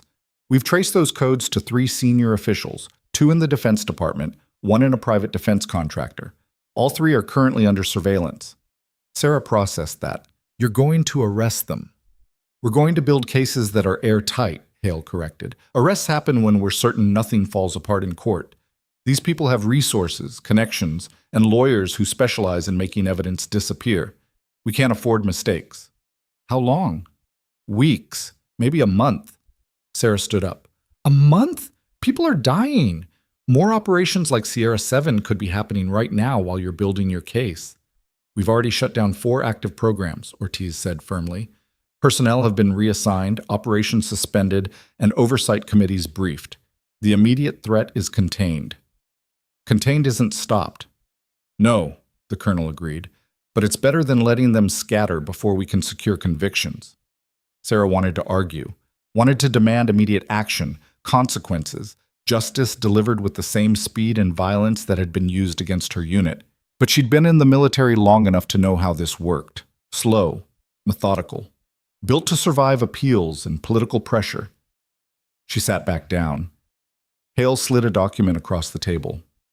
We need your formal cooperation, full deposition on Sierra 7, identification of personnel involved, and testimony when this goes to trial. You'll have it. We also need the original files, the ones you encrypted and stored in Helena. Sarah looked at the colonel. He nodded slightly. Reeves has them, she said. He can provide copies. We'll need chain of custody documentation, Ortiz added. Defense attorneys will attack any gap in the evidence trail. We need to prove these files haven't been tampered with since you created them. They haven't been. We'll still need to prove it. The meeting lasted another hour. By the end, Sarah had signed 6 different documents, agreed to 3 separate depositions, and accepted that the next several months of her life would be spent reliving the worst parts of her past in conference rooms and courtrooms. When it finally ended, the colonel walked her out. You did good, he said once they were alone in the hallway. Pierce got shot. Pierce is alive, and the conspiracy that tried to kill him is falling apart. The colonel stopped walking and turned to face her. I know it doesn't feel like enough. It never does. But what you did, what you both did, is going to save lives. The programs are shut down. The people responsible are going to face consequences. That matters. Tell that to the 7 people who didn't make it out of Sierra 7. I will. When their names get read into the congressional record and their families finally learn the truth. The colonel's expression softened. You kept your promise, Brennan. You made sure they weren't forgotten. That's worth something. Sarah wanted to believe that. Wasn't sure she could. She went back to Riverside General. Pierce had been moved out of recovery and into a private room. He was awake now, the ventilator removed, breathing on his own. His eyes tracked her as she entered. "Hey," he said. His voice was rough from the breathing tube. "Hey yourself. I'm told I got shot. You did. And that you kept me alive long enough to get here. Someone had to." Pierce shifted slightly and winced. "They also told me I might not walk again." Sarah pulled a chair close. "The swelling hasn't gone down yet. They won't know the full extent of the damage for another few days." "But it's bad." "Yeah, it's bad." He was quiet for a moment. Then he said, "Did the files make it out?" "Yeah. Arrests started this morning. More coming." "Voss?" "Dead. Mason shot him at the warehouse." Pierce nodded slowly. "Good." They sat in silence. The monitors beeped. Somewhere down the hall, a phone rang. "I'm sorry," Sarah said finally. "For what?" "For getting you shot." Pierce's mouth twitched. It might have been a smile. "Pretty sure Voss gets credit for that part." "I should have—" "You should have what? Refused to help? Let me die in the ER when I was too proud to listen?" Pierce's eyes locked on hers. "You saved my life twice, Brennan. Once when I was bleeding out, and once when you made sure the evidence got where it needed to go. I'm the one who should be apologizing." "For what?" "For calling you just a nurse, for acting like you didn't know what you were doing, for being an arrogant ass who almost got us both killed because I was too stubborn to trust the person who actually had the answers." Sarah didn't know what to say to that. Pierce continued, "I looked into your record, or what's left of it anyway. The parts that weren't classified or erased. You ran medical operations in places where the supplies didn't show up and the backup never came. You kept people alive who shouldn't have survived. And when your own command tried to silence you, you disappeared rather than backing down. I ran. You survived. There's a difference." Pierce's expression was serious now. "What you did, documenting Sierra 7, keeping the evidence safe, staying alive long enough to use it, that took more courage than anything I've done in 20 years of service. And I'm sorry I didn't see that when you were standing in front of me trying to save my life." Sarah's throat was tight. "You were bleeding out. I'll give you a pass on bedside manner." "I don't want a pass. I want you to know that I see you now, really see you, and I'm grateful." The words hung in the air between them.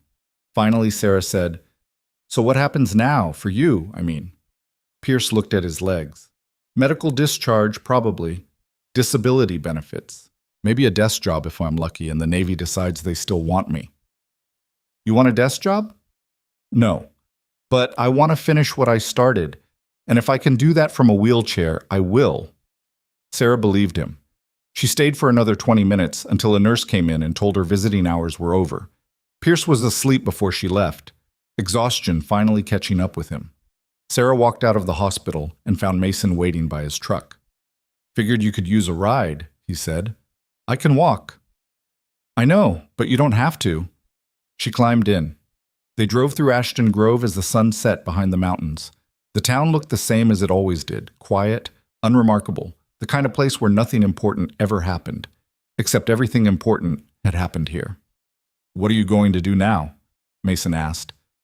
"I don't know. Testify, give depositions, try to put the pieces back together."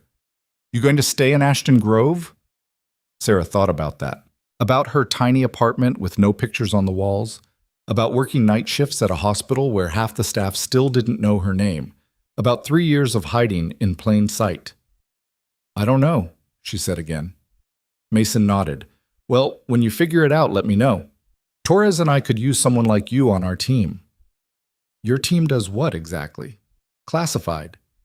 Sarah almost laughed. "Of course it is." They pulled up to her apartment. Mason handed her a card with a phone number on it. "That's my direct line. You need anything, and I mean anything, you call. Understood?" "Understood." She got out and watched him drive away. Inside, her phone was ringing. Unknown number. She answered cautiously. "Brennan." "Miss Brennan, this is Dr. Calloway." Sarah's heart dropped. "What's wrong? Is Pierce—" "Commander Pierce is fine. Stable. But something came up during post-surgical review." Calloway paused. "We found something in the imaging we took after the shooting. Something that wasn't caused by the bullet. What kind of something? I'd rather explain in person. Can you come back to the hospital? I just left. I know, but this is important. Sarah turned around and started walking back. She found Calloway in his office, a series of X-rays and CT scans spread across his desk. What am I looking at? She asked. Calloway pointed to a dark mass on one of the scans. That. It's in Commander Pierce's upper thoracic region, just below where the bullet entered. Sarah leaned closer. The mass was small but distinct, with irregular borders that suggested, "It's a tumor," Calloway said quietly. "We ran additional imaging to confirm. It's malignant. Stage 3, possibly stage 4, and based on the growth pattern, it's been there for at least 6 months." Sarah's mind went blank. "He didn't know?" she asked. "There's no indication in his medical records that he was ever screened for it. And the symptoms, fatigue, back pain, weight loss, he probably attributed to stress from the investigation." "Can you treat it?" Calloway's expression was carefully neutral. "We can try. But given the location and the spinal damage from the gunshot wound, surgery isn't an option. That leaves radiation and chemotherapy. And even with aggressive treatment, the prognosis isn't good." "How not good?" 12 to 18 months, maybe less if it's already metastasized. Sarah sat down hard.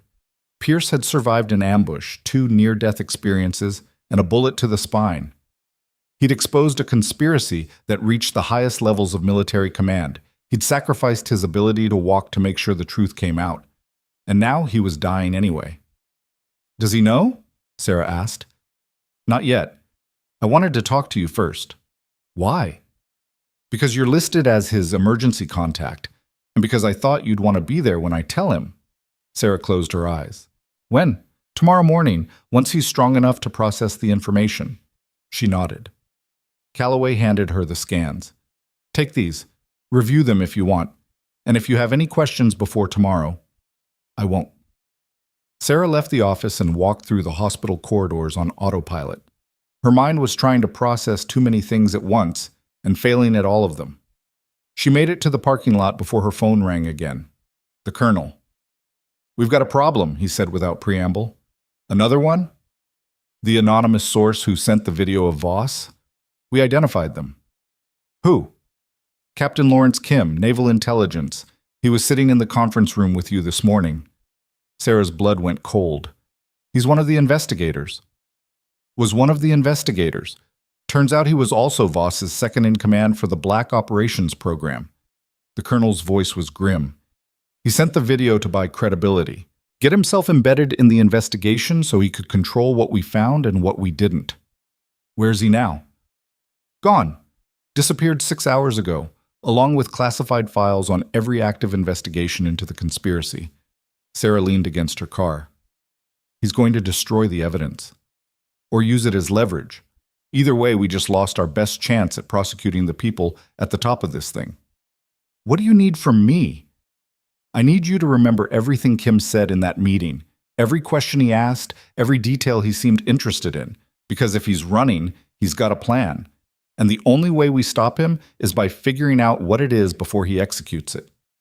Sarah closed her eyes and forced herself back into the conference room, back through every word, every gesture, She stopped. "He asked about the original files," she said, "the ones I stored in Helena.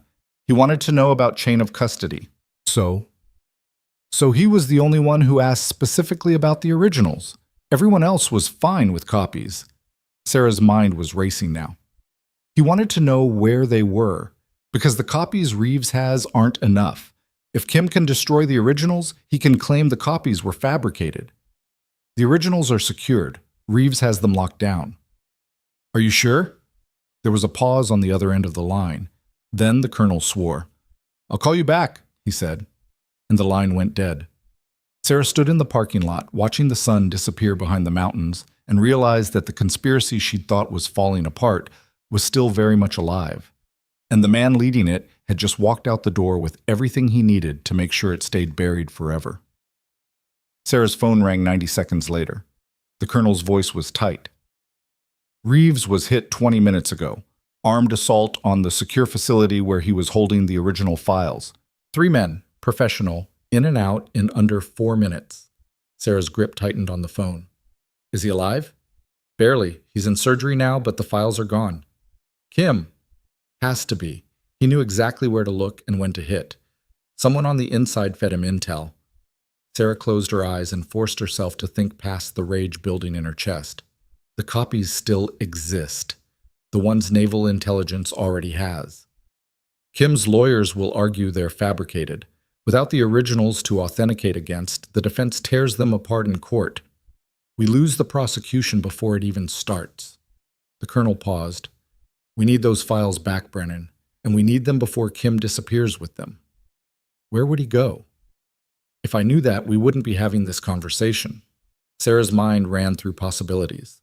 Kim had resources, connections, and a head start, but he also had a problem. The files were encrypted with the same 32-character key Sarah had used 3 years ago. Kim could steal the drive, but he couldn't access the contents without that key, which meant he needed her. He's going to try to make contact, Sarah said. What? The encryption. He can't break it without the key, and the only person who knows it is me. So either he tries to force me to give it up, or...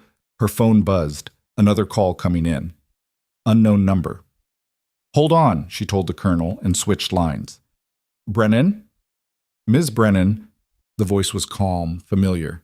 Captain Lawrence Kim. I imagine you've heard about the unfortunate incident involving Captain Reeves. Sarah's hand tightened until her knuckles went white. Where is he? Receiving excellent medical care, I'm sure.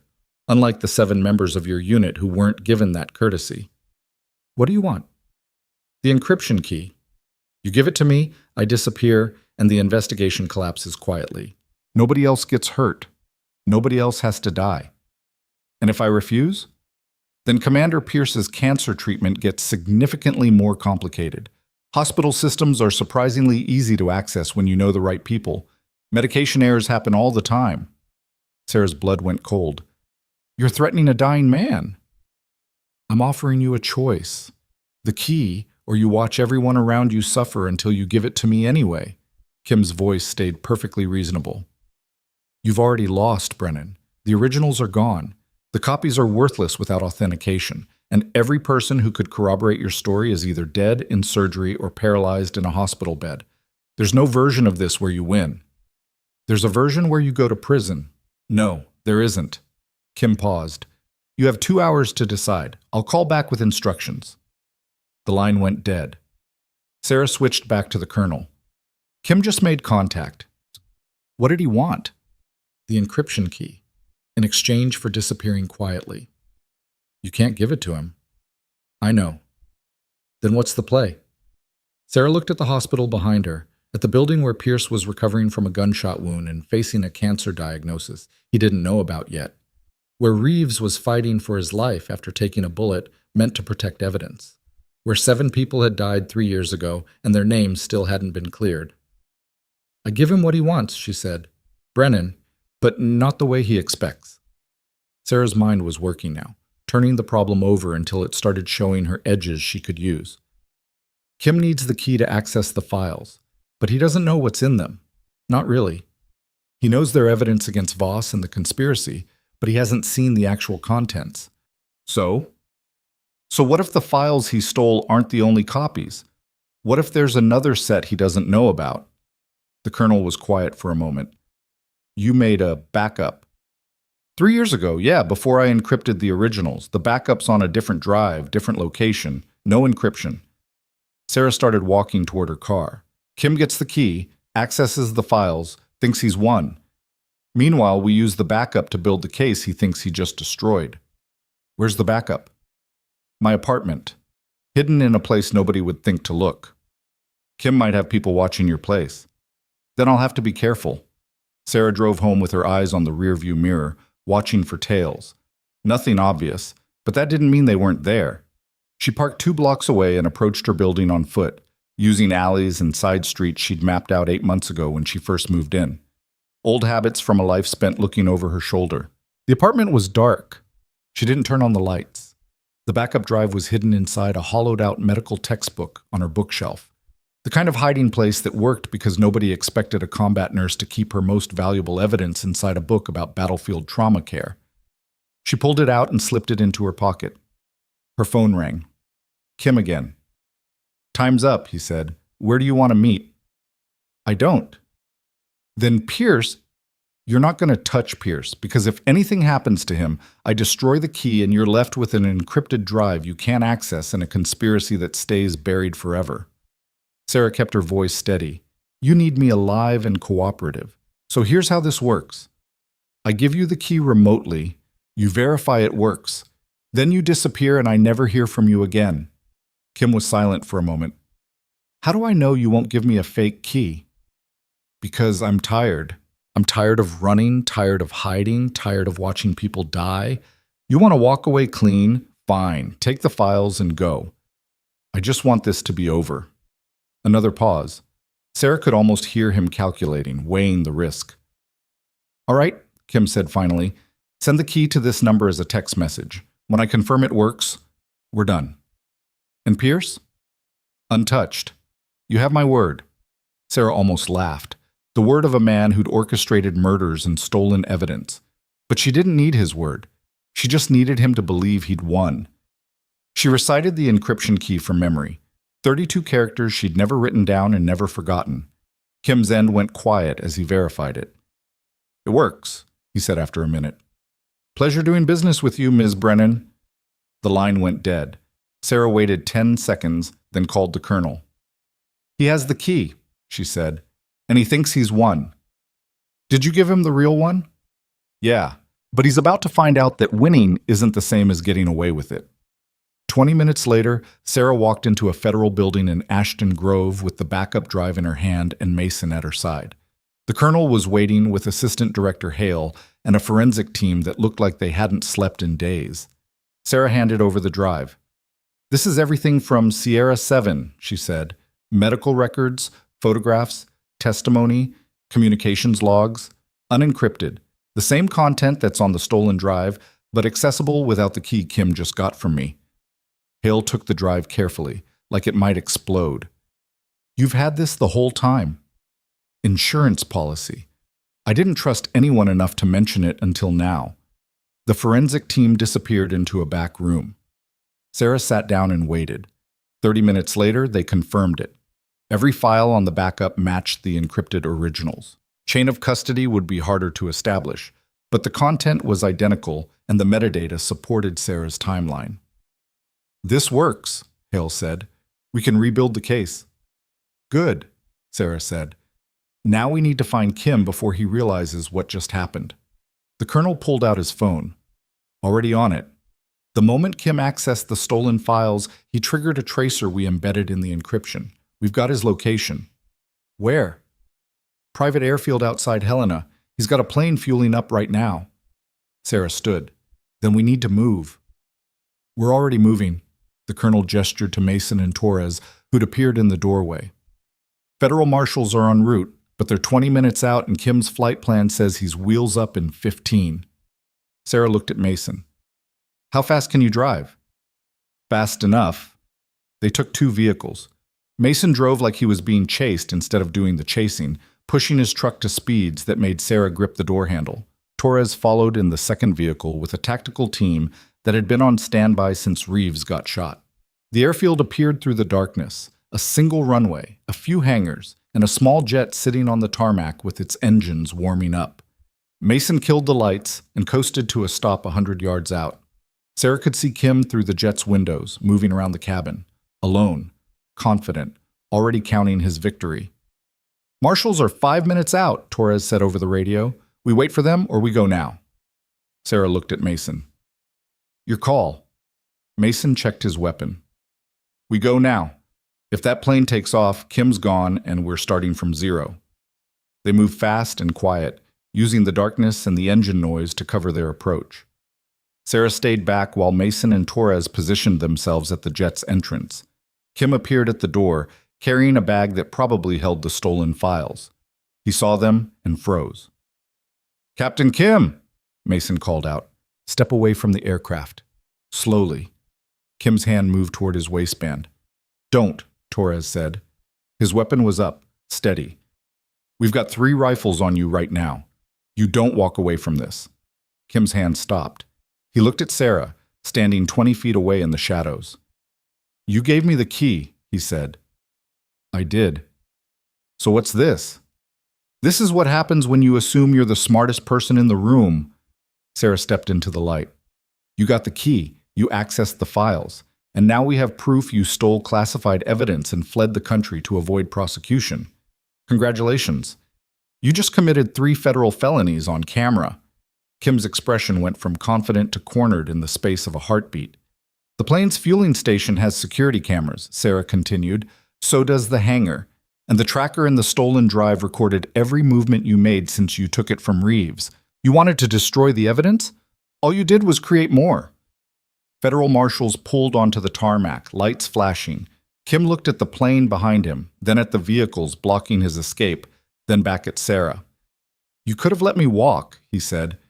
"Given me the fake key, let me disappear. Nobody would have known." "I'd have known," Sarah said, "and 7 people who died because of you deserved better than watching their murderer walk away clean." Kim went for his weapon. Mason shot him before he cleared the holster. The bullet took Kim in the shoulder, spinning him around and dropping him to the tarmac. The marshals swarmed in, weapons drawn, securing the scene while Sarah stood back and watched justice arrive in the form of handcuffs and Miranda rights. Kim was screaming about lawyers and rights and conspiracy. Nobody cared. The lead marshal recovered the stolen drive from Kim's bag and handed it to Hale, who'd arrived in the convoy. Hale checked the contents, confirmed it matched Sarah's backup, and nodded. "We've got him," Hale said. "Theft of classified materials, obstruction of justice, attempted murder of a federal officer, and about 6 other charges that'll keep him locked up until he's too old to remember his own name." Sarah felt something loosen in her chest. Not relief exactly, but close. Mason appeared at her side. "You good?" "Getting there." "Reeves pulled through surgery. He's stable." That helped. They drove back to Ashton Grove as dawn broke over the mountains. Sarah's phone rang. The colonel. "It's done," he said. "Kim's in custody, the files are secured, and Naval Intelligence just executed arrest warrants on the remaining co-conspirators. By this time tomorrow, everyone involved in Sierra 7 and the Black Operations Program will be facing federal charges." "What about the families? The 7 who died?" "The Inspector General is drafting official letters. Full disclosure of what happened, formal apologies, and restoration of military honors. It'll be public record by the end of the week." Sarah closed her eyes. "Thank you." "Don't thank me. You did this. You kept the evidence safe, you stayed alive when people wanted you dead, and you made sure the truth came out." The colonel paused. "Your service record's being restored too. Full reinstatement of rank, back pay for the 3 years you were in limbo, and official recognition for what you did." "I don't want recognition." "Too bad. You earned it." The call ended. Sarah went back to Riverside General and found Pierce awake, propped up in bed, looking exhausted but alert. "I heard Kim's in custody," he said. "Yeah. And that you're the one who caught him." "Mason shot him. I just set the trap." Pierce almost smiled. "Sounds like I missed a good story." Sarah sat down. "You've got a better one. You exposed a conspiracy, survived an assassination attempt, and made sure the evidence got where it needed to go. That's going to matter to a lot of people." "It would matter more if I could walk." "Maybe, but you're alive. That's not nothing." Pierce was quiet for a moment. Then he said, "Calloway told me about the cancer." Sarah's throat tightened. "I'm sorry." "Don't be. I've had a good run, better than most." Pierce looked at his hands. "I just wish I had more time to see this through. Make sure the prosecutions stick. Make sure the families get answers." "You will. 12 to 18 months isn't enough." "Then we make it enough." Sarah leaned forward. "You fight, you do the treatment, you keep breathing, and you make every day count for something." Pierce met her eyes. "Is that what you did? For 3 years?" "Yeah." "Did it work?" Sarah thought about the nights she'd spent looking over her shoulder, the jobs she'd taken that were beneath her training, the way she'd buried herself so deep that she almost forgot who she was. "I survived," she said. "That's all I could manage at the time. But it turns out surviving is enough. As long as you're still here, you've got a chance to make things right." Pierce nodded slowly. Then I guess I better start fighting. They sat together for a while, not talking, just existing in the space where two people who'd barely survived the same nightmare could finally breathe. 3 weeks later, Sarah stood in front of a Senate Oversight Committee and testified for 6 hours about Sierra 7, the Black Operations Program, and every detail of the conspiracy that had tried to silence her. The room was packed with press, families of the fallen, and officials who looked like they'd rather be anywhere else. She told the truth. All of it. No sugarcoating, no political language, just the raw facts of what had happened and who was responsible. When she finished, the committee chairman, a gray-haired senator from Virginia, looked at her with something that might have been respect. Ms. Brennan, on behalf of this committee and the United States government, I want to apologize for what was done to you and your unit. What happened was unconscionable, and I give you my word that everyone responsible will face the full consequences of their actions. Sarah nodded. Words were cheap, but the prosecutions had already started, and the convictions would follow. That mattered more than apologies. After the hearing, she walked out of the Capitol building into crisp D.C. winter air and found Mason waiting by a car. "How'd it go?" he asked. "Like pulling teeth, but it's done." "Good, because I've got someone who wants to talk to you." He opened the car door. Inside was the colonel, looking older and more tired than Sarah had ever seen him. "Get in," the colonel said. Sarah climbed into the back seat. The car pulled away from the curb. "The Navy wants to reinstate you," the colonel said without preamble. "Full rank, full benefits, assignment to a combat medical training unit at Fort Benning. They'll even backdate your pay to cover the 3 years you were out." Sarah stared out the window at the monument sliding past. "And if I say no?" "Then you say no. Nobody's going to force you back into uniform." The colonel turned to look at her. "But I think you should consider it. You're good at what you do, Brennan, better than most, and there are people out there who need that skill set. I'm tired of watching people die. Then teach people how to keep them alive. Train the next generation of combat medics. Make sure what happened to your unit doesn't happen to anyone else." Sarah thought about that, about going back to the life she'd left behind, about wearing the uniform again, carrying the rank, accepting the responsibility, about finally stopping running. "I'll think about it," she said. The colonel nodded. "That's all I'm asking." 2 months after the testimony, Sarah stood in Arlington National Cemetery watching 7 flag-draped caskets being laid to rest with full military honors. The families were there, parents, siblings, children who'd grown up without knowing why their loved ones had really died. Now they knew. The names were read aloud, ranks restored, medals awarded posthumously. And when it was over, Sarah stood alone at the graves and finally let herself feel the weight of 3 years she'd spent carrying their memory. "I'm sorry it took so long," she said quietly. "I'm sorry I couldn't save you. But I made sure they knew. I made sure everyone knew." The wind carried her words away. She turned and found Pierce sitting in a wheelchair at the edge of the cemetery, Mason standing beside him. Pierce had started treatment 2 weeks ago. The prognosis hadn't improved, but he'd stopped asking about timelines and started focusing on what he could still do, which, it turned out, was a lot. He'd been working with naval intelligence, providing testimony, and helping build cases against the remaining conspirators. The cancer was winning, but it was winning slowly, and every day Pierce stayed alive was another day the people responsible had to face consequences. Sarah walked over to him. "You came," she said. "Wouldn't miss it." Pierce looked at the graves. "They deserved this." "Yeah, they did." They stood together in silence for a while. Then Pierce said, "I heard you're going back in, training assignment at Benning. Word travels fast. Small world, smaller Navy." Pierce smiled slightly. "You're going to be good at it. Teaching? Giving people a reason to keep fighting when everything's going to hell. You're good at that." Sarah didn't know what to say to that. Pierce continued, "I'm putting in for a desk assignment, investigations division. Figure if I'm stuck in this chair, might as well use the time to make sure cases like this don't get buried again." "You should be resting." "I'll rest when I'm dead. Until then, I've got work to do." Sarah understood that. A month later, she reported to Fort Benning and discovered that teaching combat medicine to 18-year-old recruits was harder than actually practicing it in war zones. The recruits were eager but terrified, overconfident but underprepared, and utterly convinced they were immortal. Sarah's job was to fix that without breaking them. She was good at it, 6 months into the assignment, she got a call from Pierce. His voice was weaker than she remembered, but still sharp. "Thought you'd want to know," he said. "Final convictions came through yesterday. Everyone involved in Sierra 7 and the Black Ops program is going to prison. Minimum 25 years, most of them looking at life." Sarah sat down. "It's really over?" "The legal part is, the rest—" Pierce coughed, and Sarah heard the wetness in it that meant the cancer was progressing. "The rest we carry with us, but at least we don't carry it alone anymore." "No, we don't." "I'm proud of you, Brennan, for what it's worth." "It's worth a lot." "Good, because I don't say it often." Pierce paused. "I need to go. Treatment starts in 20 minutes, and the nurses here are terrifying." Sarah almost laughed. "Take care of yourself, Commander."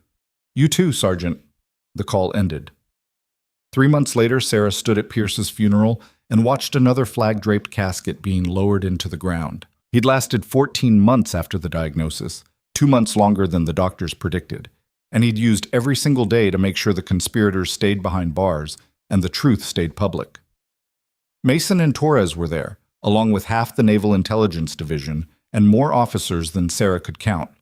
The eulogy called Pierce a hero, a patriot, and a man who'd sacrificed everything for justice. Sarah thought he would have hated the attention but appreciated the accuracy. After the service, Mason approached her. "He left you something," Mason said, handing her an envelope. Sarah opened it. Inside was a single piece of paper with Pierce's handwriting. "Brennan, if you're reading this, I'm dead, and you're probably at my funeral feeling guilty about things that weren't your fault. Stop it. You saved my life twice and gave me enough time to finish what I started. That's more than I deserved and exactly what I needed. I'm leaving you my investigation files. Everything I compiled on corruption, conspiracy, and criminals who think they're untouchable. There's enough there to keep you busy for years if you want it, or you can burn it all and move on with your life. Your choice. Either way, thank you. For seeing me when I was too arrogant to see myself. For keeping me alive when I didn't deserve it. And for making sure the people we lost weren't forgotten. You're a better person than you think you are. Don't let anyone, including yourself, convince you otherwise. Pierce." Sarah folded the letter and put it in her pocket. That night, she sat in her quarters at Fort Benning and opened the files Pierce had left her. Hundreds of pages of evidence, testimony, and leads on cases that spanned decades and touched every branch of the military. It was too much for one person. But then again, she wasn't one person anymore. She called Mason, then Torres, then the colonel, then a dozen other people she'd met over the past year. Investigators, prosecutors, whistleblowers who'd been silenced and were looking for a way back into the fight. By the time the sun came up, she had the framework for something bigger than any single case. A network of people dedicated to making sure what happened to Sierra 7 never happened again. To exposing corruption before it cost lives. To protecting the people who spoke truth even when it was dangerous. It wasn't an official organization, didn't have a budget or a charter or even a name. But it had Sarah, and Mason and Torres, and a growing list of people who were tired of watching injustice hide behind classifications and plausible deniability. It was enough. 5 years later, Sarah stood in front of a new class of combat medic trainees at Fort Benning and looked at faces that reminded her of her own 2 decades ago. Young, scared, trying to hide it behind bravado and bad jokes. "You're here because you want to save lives," she told them. "That's good. That's important. But it's not enough. Because sooner or later, you're going to be in a situation where saving lives means standing up to someone with more rank, more authority, and more power than you have, and you're going to have a choice." She paused, making sure they were listening. "You can stay quiet, follow orders, keep your head down, and hope someone else speaks up. Or you can do what's right, even when it's hard, even when it costs you everything, even when nobody believes you and everyone tells you to back off." One of the recruits raised a hand. "What if we're wrong?" "Then you're wrong," Sarah said. "But at least you tried. At least you didn't let fear make your decisions for you." Another recruit spoke up. "Did you ever have to make that choice?" Sarah thought about a warehouse in Montana, about a nurse who'd been dismissed and a commander who'd been dying, about 7 people buried in Arlington and a conspiracy that reached the Pentagon. "Yeah," she said, "I did. What happened?" I lost everything I thought mattered, and I gained everything that actually did. The recruits didn't fully understand. They wouldn't until they faced their own impossible choices, but someday they would. And when they did, Sarah would make sure they weren't alone. After class, she walked across base to the medical training center and found Mason waiting outside her office. "We've got another one," he said, handing her a file. Sarah opened it. Evidence of medical malpractice being covered up at a VA hospital.